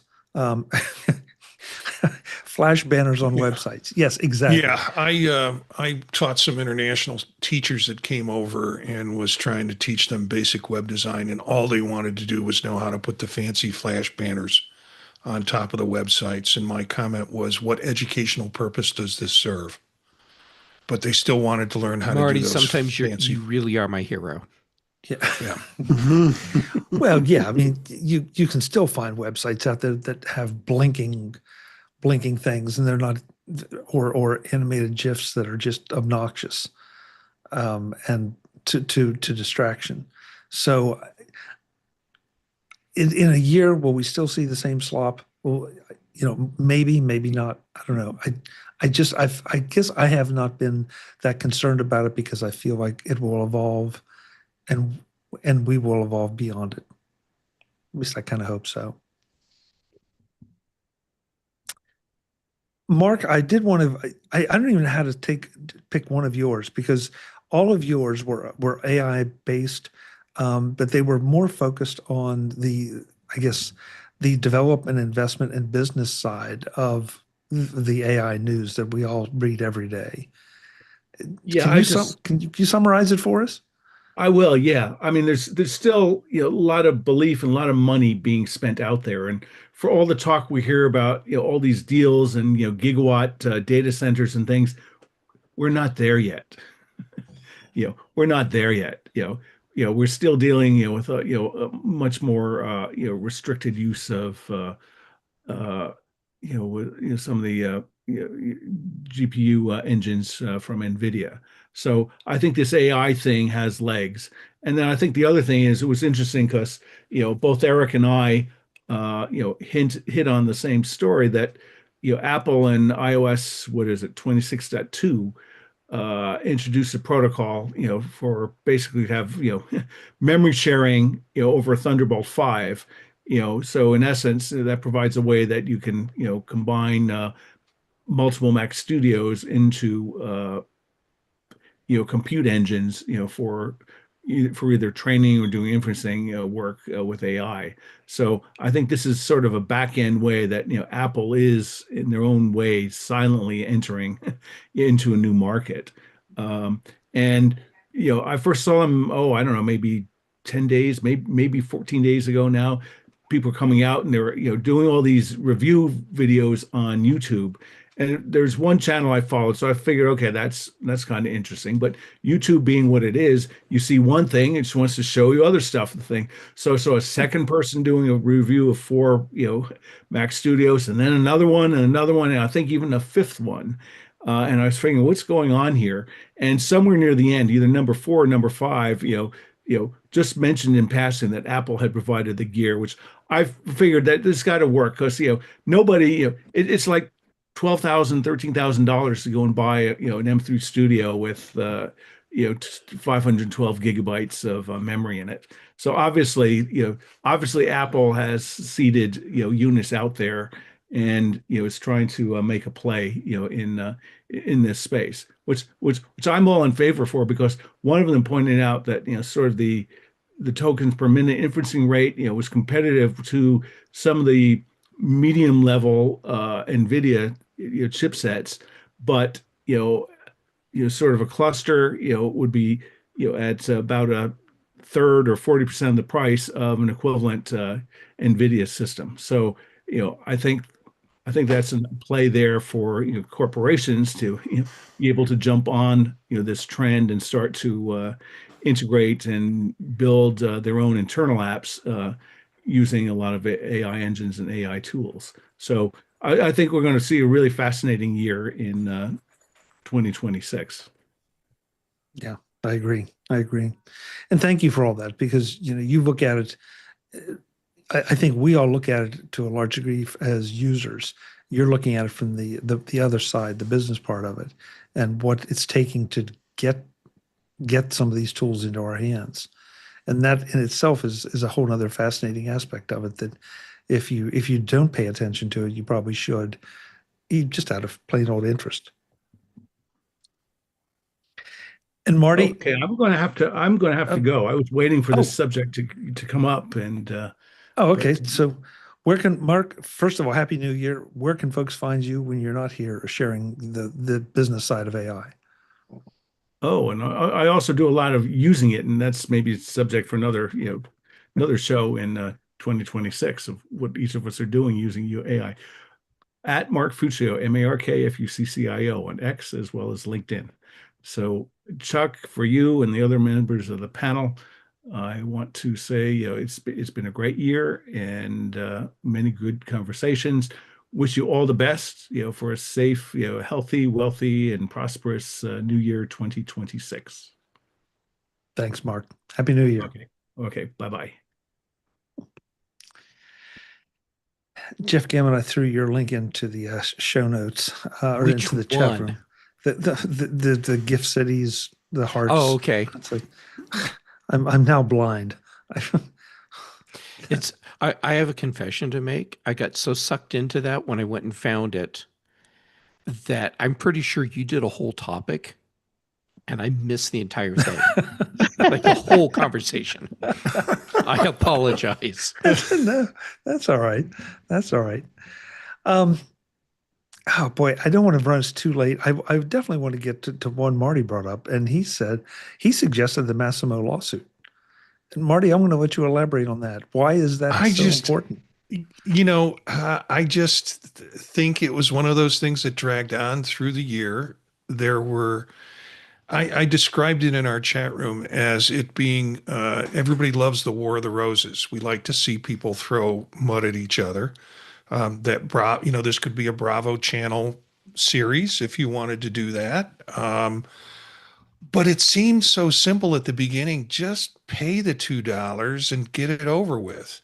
And it keeps going back and forth and back and forth. And then some ingenious stuff like, hey, we're going to put out the new watch, but we're going to have a different way in which you can access the heart monitor that doesn't violate the copyright or the rights that Massimo has by having you go to your phone. It's just been a fun year of mudslinging. And I guess the last piece I found was that the court ordered Apple in November to pay 634 million, which does not seem like that's very deep. And Apple's going to appeal it. So the story goes on. It's the show that never ends. Yeah, and I guess it's funny when you sent it into our Slack. I thought, wow, are you looking at it from the health part? That it's one more thing that could be put on our wrists easily if these two companies could figure out a way to get along that could help people. And then I you was look at the lawsuit side and looking at it's just from a pure, this is entertainment. Oh, yeah. This is absolutely crazy entertainment. Outcome is, I don't really care. It could have been solved a long time ago. But it keeps going on. So that, believe me, there was no sense of altruism I had in raising this as a topic. Like we all need to have these health monitors. It was like, no, this is just the double overtime in a football game. Okay. The last one, and I realize this could reignite the whole social media discussion, but I give this one back to Brian, because I thought this was a really different aspect that I hadn't thought about it. And Brian, again, I'll quote you: continued fragmentation of social media where people and businesses post. And I'm especially interested in the business part of it because I feel like social media is one way that businesses can communicate with their customers, should communicate with their customers. And you're right, it's becoming increasingly difficult to have multiple presences and be responsive on all these platforms. And that was a really fascinating observation. Yeah, when I noted this, I was thinking about the different ways that when I go out to go inquire about something, it's increasingly more and more time to consider which social media platform am I going to in order to find that particular business that I want to interact with. Um, I'm trying to remember what it was the other day, and I couldn't remember. Was it, was it going on X? Was it going on Blue Sky? Was it going on Mastodon? And I couldn't remember which one. And then I've noticed that even like as you pointed out, there's differentiation of what is posted and how that particular brand or that particular company, then the quantity of what they're posting on one network might be different than a completely different network when you're trying to find something. And so I'm finding that increasingly more difficult to be able to find what I'm looking for it's a continuance of splintering. What I found more often than not is just trying to go, oftentimes just go to their website and see, depending on the type of business it is, if it's something that does blog updates on their website, that seems to be sometimes the best straightforward way to go. I, it is really interesting that because that's another discussion I believe we had this year or last year that you want people to come to your website, not necessarily to Facebook to interact with you. But on the other hand, they're already on Facebook, so if they run into you over there or it's easier for them, is it a better thing? Jeff? Um, oh, right. So, Brian hit on a big problem that I have, which is where do you go to find the various social media things you're looking for? And this is why Tapestry has become a really invaluable tool in my social media bundle. And for those people that don't know, Tapestry is from Icon Factory. It's an app that lets you aggregate your social media feeds into a single place, and it's it's great for me because now I can look at all the different places in a single feed or search or group or whatever for all of these various platforms that I'm following and find the thing. I suppose it also indicates just how fragmented the social media world is because I need to have a tool like Tapestry just to follow along or find the things that I'm looking for. I'd forgotten about Tapestry, Jeff. I'm Oh, embarrassed to say that. well, then how about if I go find a link so you can have it in your show notes I for already everyone have it. else? I Oh, already have it. great. I'm looking at it. It's like, really? And then as soon as I saw the interface, it's like, oh yeah, I forgot about that. And they did roll out a Mac native version a while ago too. And that may be why I forgot about it because it started out as iOS only, didn't it? Yeah, but the iPad app would run, or iPhone app, whichever, would run on the Mac. But once it had a native Mac interface, then it was much better on the Mac. Hmm. Yeah, I Thanks, just Jeff. I'm downloading this right now. Oh, Yeah. yeah, I had it sorry. on iOS because I think Jeff talked about it in the Probably. past and wanted to play with it on iOS, and then just search for it on Mac OS and downloaded that so I can, because I'm on Mac OS more than I am on iOS. Yeah, I was using the iOS app on my Mac for a long time, and then when they rolled out their version that's Mac native, the cool thing was, since I downloaded it from the App Store, it knew to update the Mac version, so it was the native Mac version and not the update of the iPad version. Hmm. That was pretty slick. Yeah, I've got to go back and look at this again. So thank you, Jeff. Oh God, I'm walking away with homework again. Yep. Guys, we're already over time, but thank you for some really great discussion, and I thank you for all the great discussions this year. I still Tuesday nights are still my favorite because I come here and you guys change my mind about things, or you make me consider things from different angles that I hadn't thought about, and I like that. It feels good to be stretched a little bit. Hopefully, we do the same for the audience as well. Some of them keep coming, most of them keep coming back, so that's a good thing. We just got to get more people here. Oh, one of my smart assistants is talking to me in the other room. I don't know why. So let's go around the horn, let people know where they can find you before 2026 comes in. And I'm going to flip it around and put Jim Ray at the top of the pack because he's on the bottom of my screen. Jim, Happy New Year. Thank you for everything. Where can folks find you? I don't know. I'm an AI. I just somewhere. He's everywhere. I'm here. I'm in it, there. I'm every effing where. Yeah, and I guess I'm still on Winterfest. So what's that? Artisan Software Festival.com, I think. So Yep. I think that's going for another week or so. And I haven't been checking Mastodon as much lately, but maybe I'll look at that. So you could poke me there at ProViewJim at techhub.social. And eventually I'll see that. Great. Thank you, Jim. Thank you. Jeff Gamet, thank you as always for being here. I love our combination of knowledge and laughter. Not necessarily in that order most of the time. Where can folks find you? First, thank you for being so tolerant of me. I know I am a handful. Anyhow, so on the social media web, the look on your face, we're not after dark yet. Yeah, I know.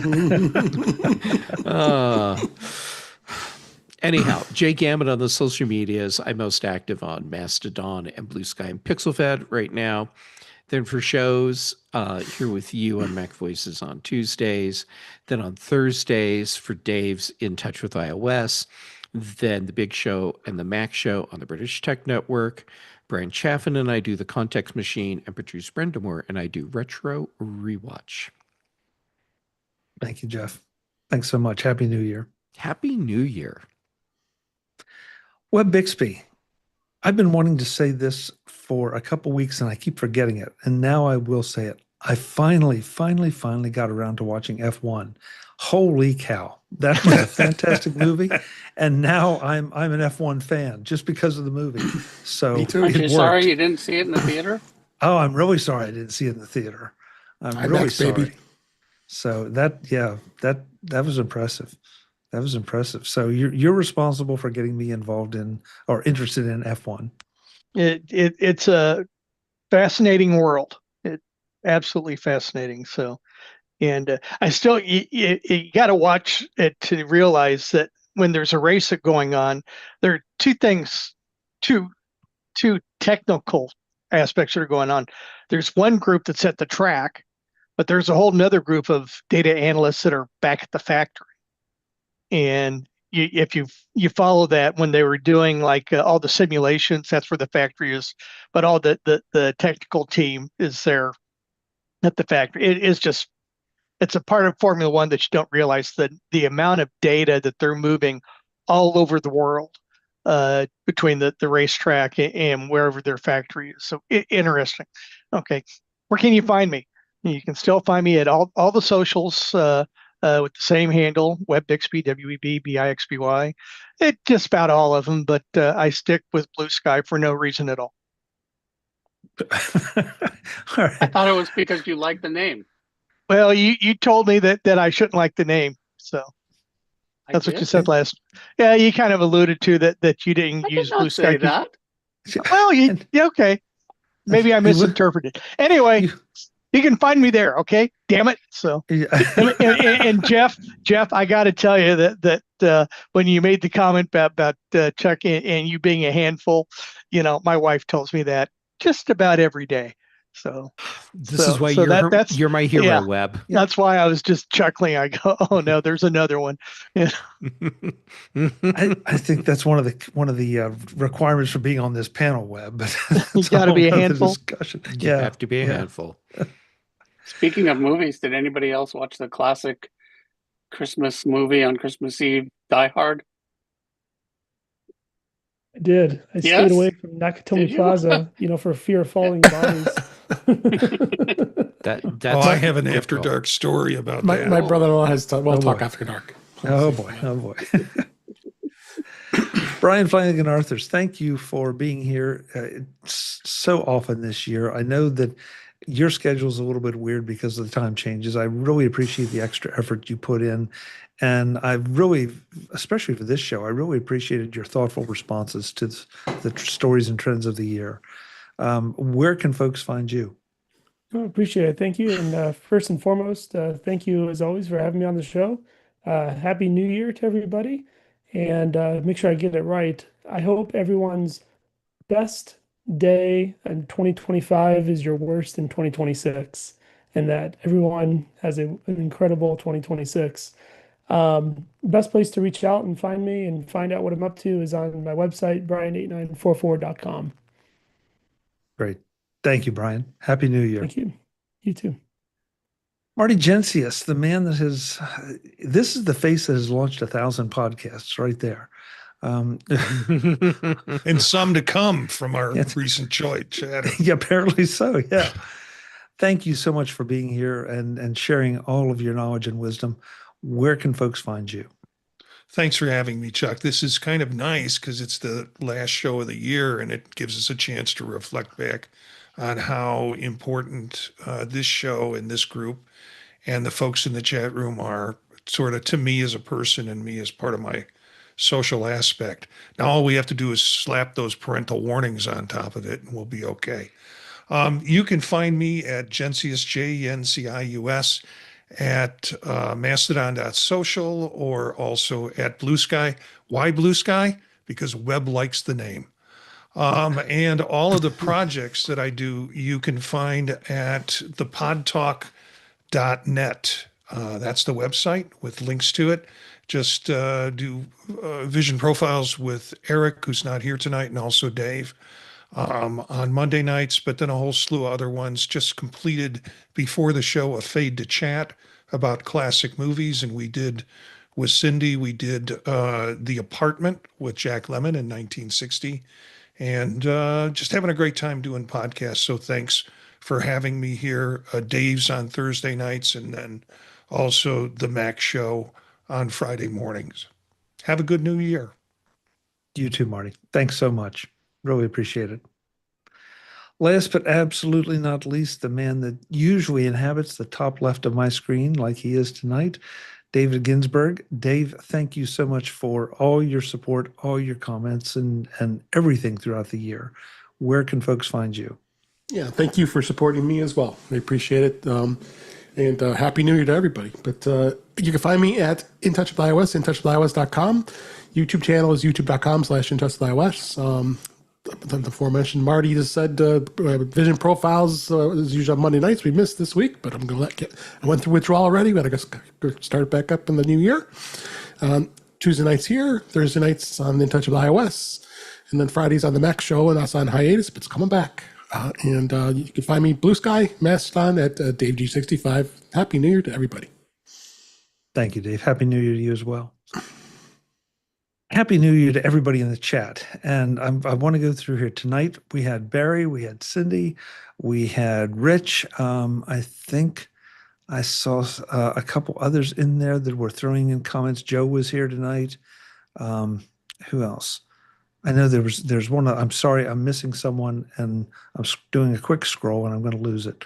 But having you guys in the chat every week really means a great deal, because sometimes you throw in questions, comments, sometimes you take off on your own conversations, and that's terrific. Just please keep coming back, because it's just part of what we do here on Tuesday nights. Speaking of that, we will be dark next Tuesday night, but for a real good reason. I will be at CES in Las Vegas, and it's one of the few times that MacVoices shows get curtailed and the live show shuts down, simply because it's more important at that point to be on the show floor and at the events, making the contacts and talking to the people, so we can come back and bring as much of the experience back to you as well. So we will be back, or we'll be dark next week. We will be back the following Tuesday, where we'll talk about CES, anything I've seen, any of the announcements that have been made, and anything else that's happened, because by then we'll have 2 weeks of excitement from the start of the year 2026. So with that, I'm Chuck Joyner. This is MacVoices Live, youtube.com/MacVoices TV, week after next. We'll see you then. Thanks for watching. Okay, it's after dark. Cut loose. I'm not sure. Wayne. Oh, Wayne, I'm sorry. Yes, you were there. That I saw you, but you need to comment more. I'm so sorry I left you out. But yes, Happy New Year. Chuck, that's so rude. I know. I try to keep track of people coming and going, but sometimes it's just tough enough to herd you cats. Yeah, this checks out. Well, as we've established, Webb and I are both quite the handful. Yes. Who better than his wife to assess that? I was going to say about the Die Hard. My brother-in-law has a Nakatomi Plaza T-shirt that he was wearing, and it's got snow and fire and all this stuff right on his T-shirt. And you like automatically know what that is, and it doesn't even say Die Hard on it; it just says Nakatomi Plaza. Yeah. That's fantastic. There you go. Yeah. Marty, did you have an After Dark you were going to start? Yeah, I had a Nakatomi Plaza story, actually. Well, I got a couple of things, and I've lost everything on the screen. So let me get out of messages so I can see what's going on. I had a childhood friend, well, a high school friend, who was in theater with me, and we kind of met through that. And as it turned out, he was he was a great guy. He had a hobby of going through old theaters with their permission, and he was trying to build his own pipe organ in his basement. So I did some rummaging with him and spent some time with him. And then at one point he came out to me in his senior year and let me know he was gay. And that was, I think, the first person who came out to me in my life. And he was very cool with it. I was very cool with it, and we retained that friendship. And then I went away to college and things drifted apart, but we reconnected a few years back through Facebook, and he's passed away at this point.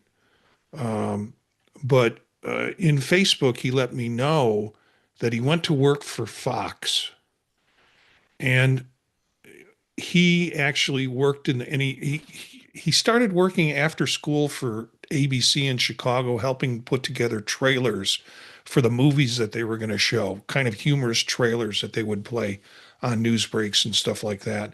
and then eventually moved out, I guess, to California and worked in what was the Nakatomi building Ah, because that was Fox's building where they shot that. So that was my connection to him and to the Nakatomi Plaza.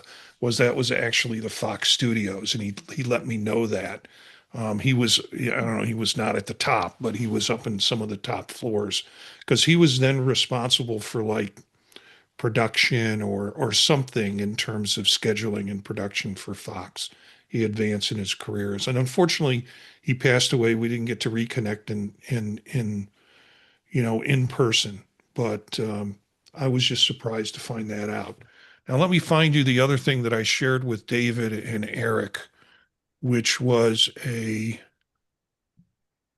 um, I have handmade Christmas ornaments.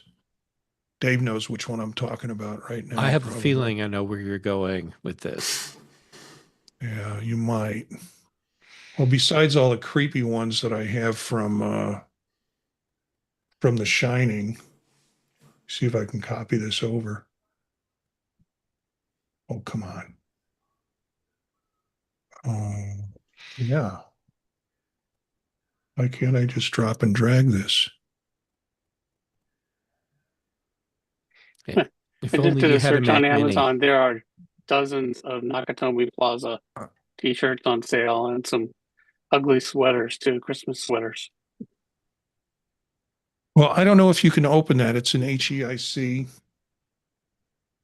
format. Let me see if I can do a screen grab. There we go. Yep, that's what I was expecting.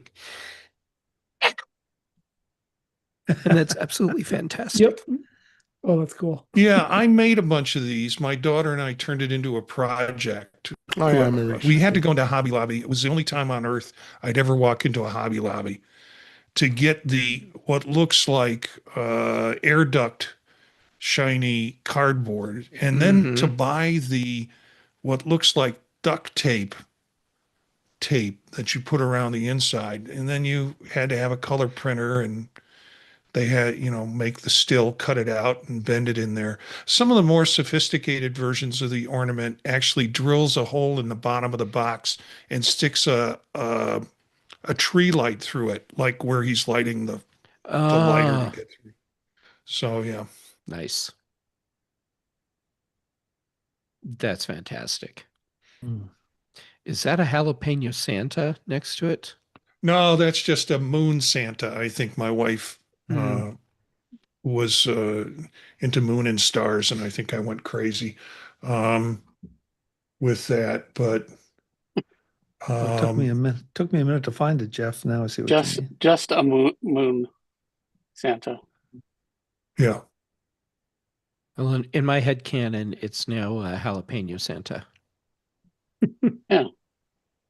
But you know what? If you zoom in on the green ball on the right, you can see somebody in shorts taking the picture.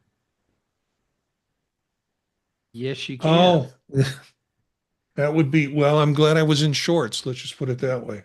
And it looks like the person Oh behind God, you that's a yikes. is judging you. Yes. Yeah, that would be my wife. This Okay, is so I why put a couple of other ones in there that I That's went like an nuts Albrecht on. Dürer painting. Oh yeah, super dog. Yes.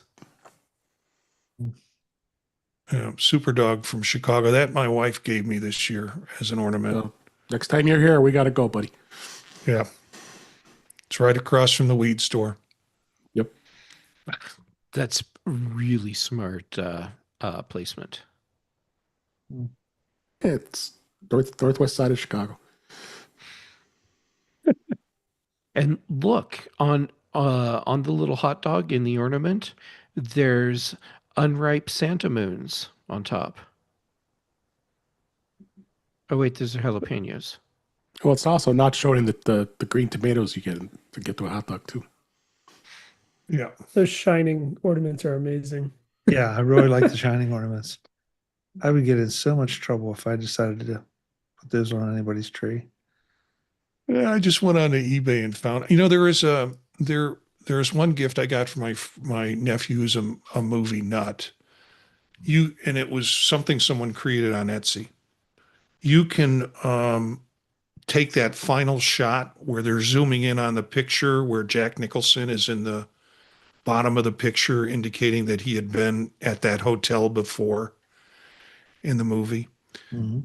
Somebody did a business sales, and they're probably still there, where you can send in a picture of yourself, of a relative, of a friend, whatever you want, and he will Photoshop in that picture in black and white and put it in the scene where Jack Nicholson was, and then send you the photograph to mount or whatever you want to do with it.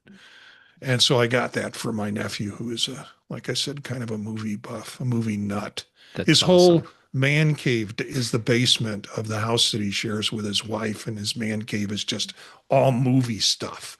And he goes down there and, does his thing. Uh, so is anybody doing big holiday celebrations tomorrow night? Yeah, I know Marty said he's not. brother-in-law, sister-in-law are going over their place and they're going to hang out. Hopefully the weather won't be too bad. We're supposed to be getting some snow enough to make it slippery. There's a local singer who she does like jazz and swing and big band kind of stuff, and she's performing at one of the fancy hotels in Boulder, and so we're gonna go check that out. But her show starts at 6:30 and wraps up well before midnight because then she's off to one of the other bars at one of the other fancy hotels. She's going from the Julian over to the Boulderado and doing their New Year's Eve till midnight show there. So we'll go over to the Julian for the earlier show, and yeah, so that'll be nice. Good deal. Webb, you and the Quilt Queen celebrating big?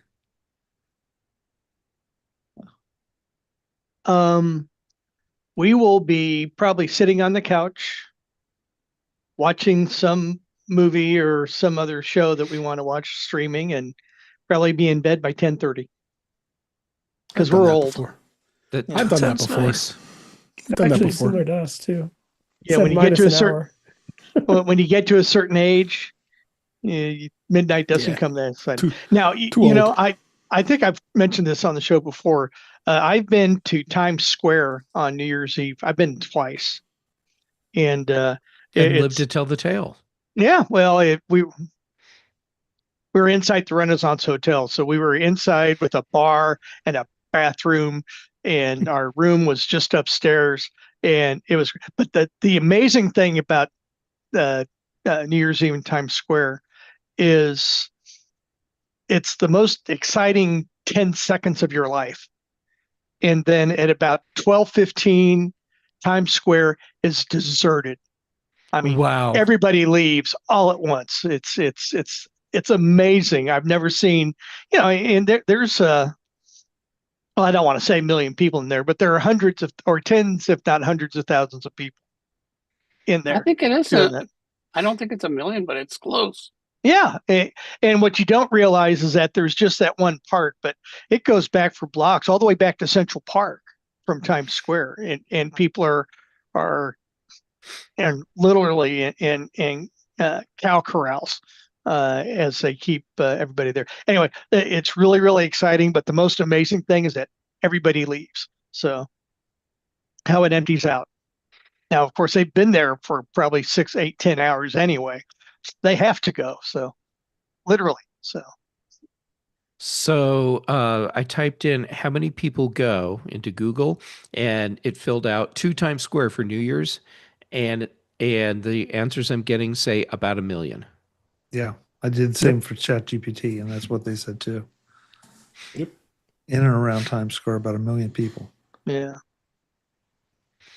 That would be so surreal to be there watching that from your safe perspective. Oh yeah. And there's all the hype and it's all that adrenaline and it's so exciting. And then 15 minutes later, it's just Wiped out. empty. It's amazing. So It's like going downtown Chicago. It gets crazy down there too. Excuse me. And they're the Riverwalk and Navy Pier. Those are the two big places. It's just absolutely nuts down there. I just avoid it like crazy.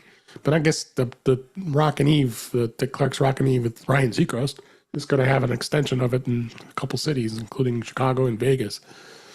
They're actually going to show it live, which is weird. I'll throw a couple of pictures home? in the Slack for everybody just to see it. Oh, So. yeah. Okay. Yeah. Yeah. Oh, they're going to go to Vegas too. Yeah. I've never been a big New Year's Eve person. Yeah, I've been over it for a while.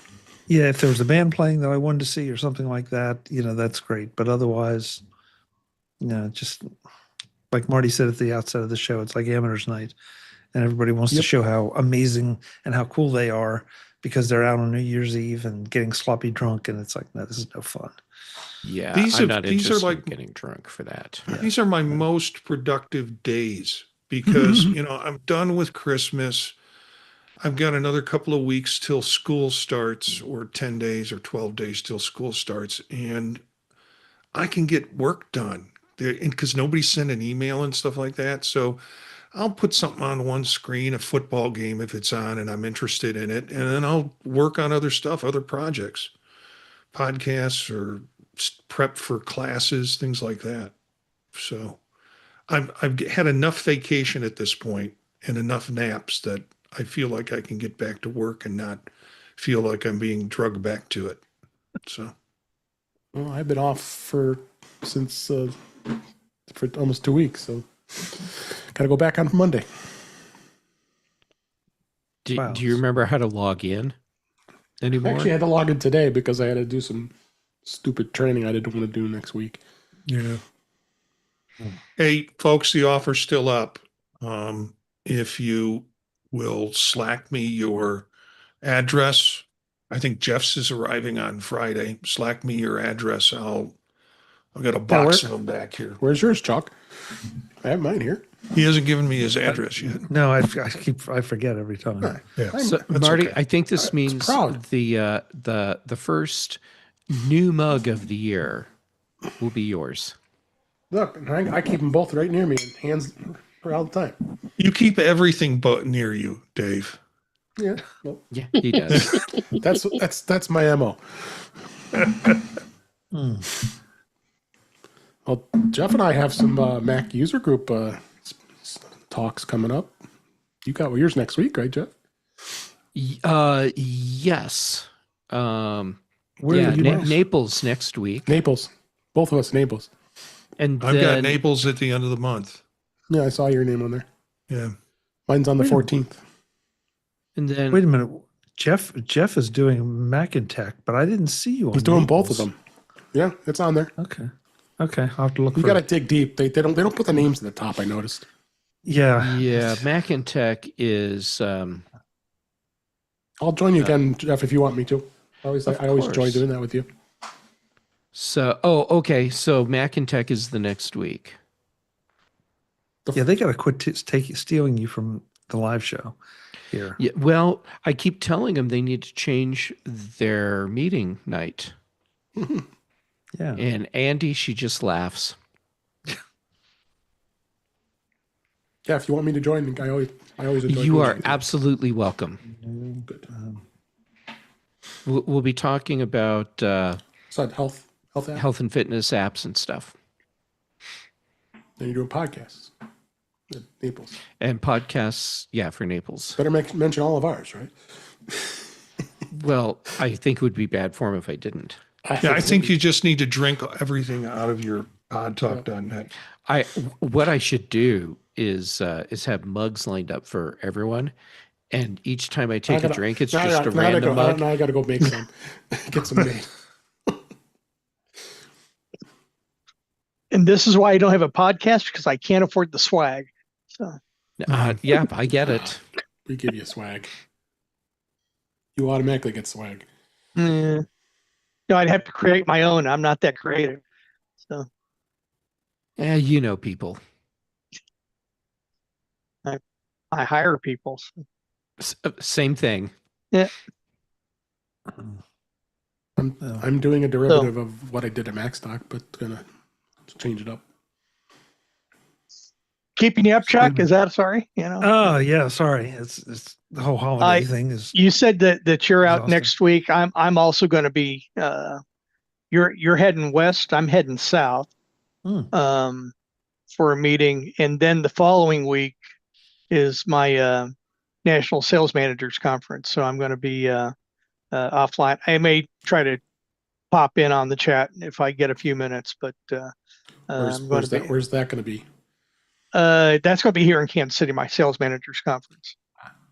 Well, I met a couple of guys at the game. Yeah.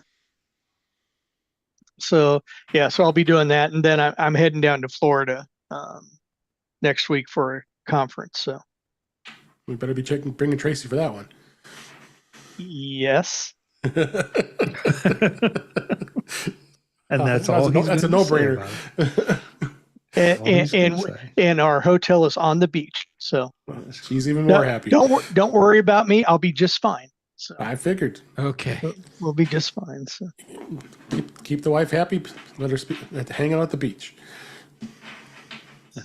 But it's still January, so still it's warmer than it is here. It doesn't take much. So just thinking the same thing, Webb. Yeah. You guys got some pretty bad storms. Was it last week or earlier this week? Here, Chuck. Oh, and Chuck. Yeah. I'm sorry, Dave. What did you say? I said you had some bad storms at some point last week, or? Yeah, I mean, we hear we're in this really interesting spot in Harrisburg because there's a series of mountain ranges sort of to our west, and not like, I mean, Jeff would laugh at them calling them mountains, but they are just enough that they break up a lot of the stuff that comes across. Oh, okay. And so we really don't have, a huge problem with that. You don't get the mess that Buffalo gets. Oh, no. I mean, we can if the wind is right, but usually it's interesting to watch the radar because they come to one point and then they just kind of break apart. Yeah, same thing in Denver's Kent. crazy too. We're like 40 miles south of Cleveland, and so all the bad weather you see in Cleveland doesn't make it down to our area unless the storm comes up from the south and the Midwest. Yeah, Cleveland gets the lake effect like we do. Yeah, they get the lake effect that we miss. Mm-hmm. Luckily, I live far enough; I don't get it too bad usually. Yeah, and listen, we can get now the last couple of days we've had serious winds. Yeah, I mean, the winds came from here. They were so bad here too. Yeah, batten down the hatches, and that pushes the wind chill way down. It's freezing here. So I'm so glad after dark gets into the meaty, meteorological salacious discussions of the weather. Yeah, speaking of weather and cold, Jim, you having to spend much time in your walk-in cooler to keep your headphones running? No, Are they working? I live in a walk-in cooler now though. It's been raining and supposed to start raining again tomorrow. But that I haven't, they've just been working. Nice. The one thing I stopped doing was I got this about 7 or 8 months ago. It's not going to come off. I got this stand for the AirPods Max that was really great. It had a little, I bought it for my wife. a little thing that plugs in, and you could just set it on there, and it would charge. Sometimes But it I'm doesn't afraid charge. to use it anymore because that's I used it for when it started malfunctioning was about 2 months after I started using that. So I'm suspicious. So I haven't been using that anymore. I've just been putting it back into the regular. I got a pair right here. things. Yeah. And this is the most ridiculous design I've ever seen. Okay. The bra. Yeah. But it And works. it does work, but yeah, and this is a brand new pair with the USB-C connector on it. So, Right. No, so I really like, but yeah, I wish that there was some other alternative to store them besides in this stupid case. So They Well, there have are some. alternatives. Go on Amazon. no, Jim, I had the same problem with my wife. I bought that for her too. The same exact thing you have, that stand. And then she says, "Oh, it didn't charge." And I mean, look, and because of course, that adapter sticks into the jack, Right. and it's supposed to magnetically attach to it. And I said, "Well, you got to make sure you put it in the right place." I mean, that's the problem. I think is if you don't make Well, it just I right. didn't have that problem. It was charged just fine, but Yeah. it just stopped syncing with. It wouldn't Charge? connect. No, it charged. It definitely Oh. was charged. But it wouldn't connect. You know, like Oh, it I was. see. It wouldn't connect anymore. So Huh. I was Yeah. listening to it might be a coincidence, but I think it's odd. after I refrigerated it once, then I put it back in the thing, and then it did it again. So then I put it in the refrigerator again, and then since then it's worked, and I haven't stuck it on the. I was like, maybe if it quit working again, then I might try it on the stand again. But it's sort of like now I'm it's like you got your lucky hat or whatever, Mhm. So I have, it's working, with this thing. So let's not push our luck. But I'm always looking over like, oh, there's that thing. I really liked it, but I don't trust it anymore. I was listening to Mark Gurman do a live stream on Discord once, and he was talking about the AirPod Maxes, and he was saying that it has not been that successful of a product for Apple, which I thought was an interesting perspective. Well, define successful. Go ahead. Expensive. Exactly.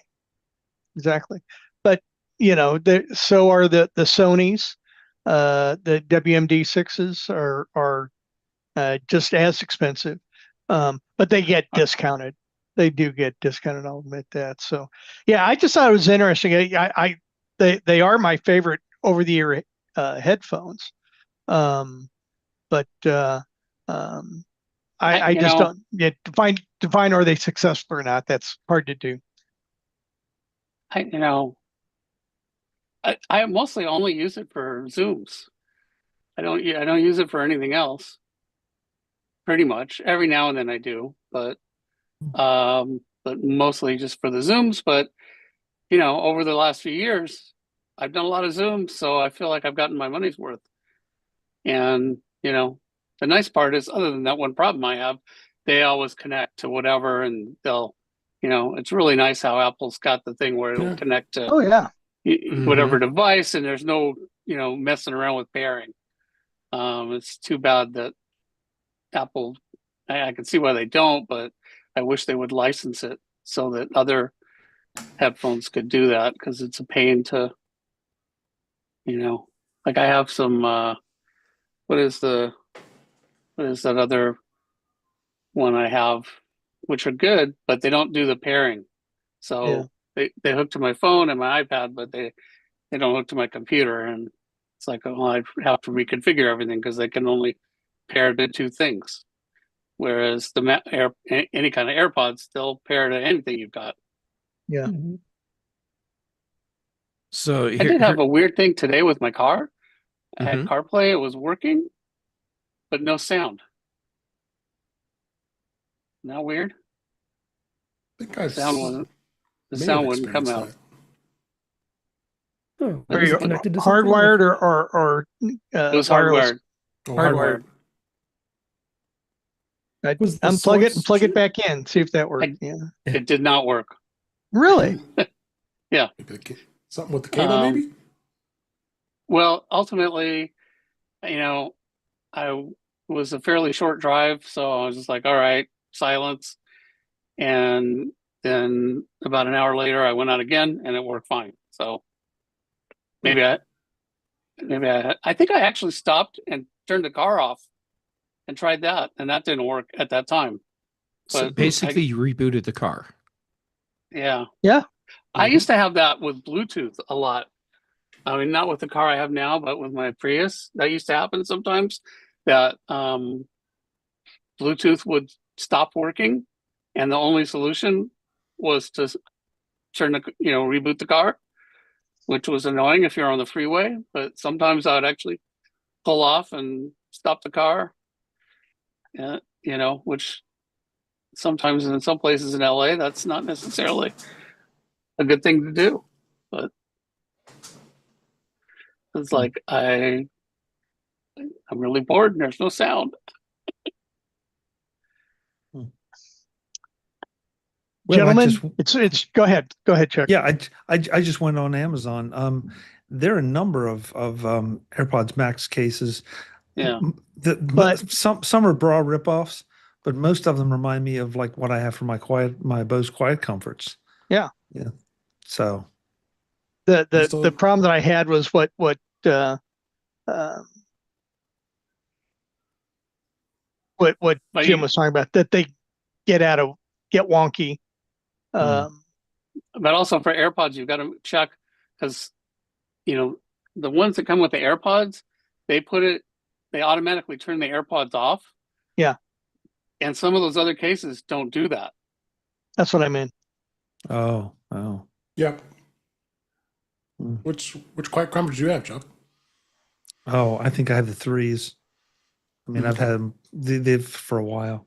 I still have the original 35. Oh no, yeah. I think I'm going to leave them home this time. I think I'm going to go with my AirPods Max. Yep. Yeah, or 3. my Pro.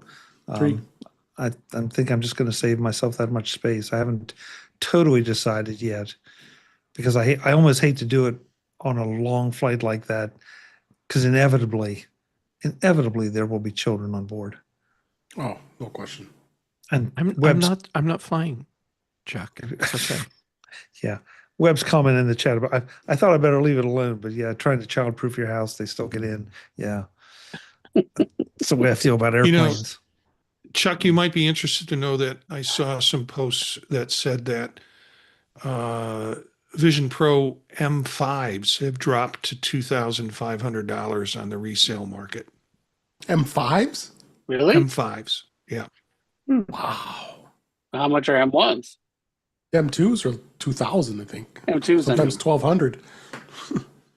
1,200. I thought they were still 2,000. Depends on where you go. Seriously. Wow.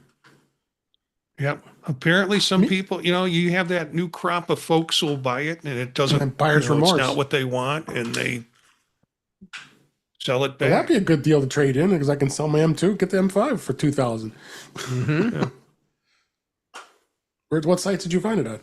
I was just, this was some posts on Reddit. People were talking about resale. Yeah, okay. I'll take that the greatest sell sometimes. But I was just saying, then Chuck could fly with the Vision Pro on and not have to worry about the kids. Well, that doesn't solve the kids' problem. Doesn't keep noise out. No, the AirPods still be used. Yeah, but the Vision Pro will get rid of everything. Well, visually, but I don't think Chuck is like, oh, I can't stand looking at kids. Well, when you know they're making noise. You don't know. Yeah, you don't know. Maybe he likes looking at kids. No. I think I hear my mom calling. I got to go. go. I don't think. Yeah, wow. Yeah. Comment. Yeah. I got to go because I got to go take the trash out. So go. That's important. So, all right. Well, because I don't have kids here to do it. They all grew up. So yeah. Happy New Year, and the others are locked out. Thank you, don't David. Hear my mother calling. Thank you. And everybody. Happy New Year. I'll be back in a couple of 3 weeks. So, Chuck, go say hello to my money while you're there. So you got it. Yep. You got it. Yep. Happy New Year. Find things for us to buy, Chuck.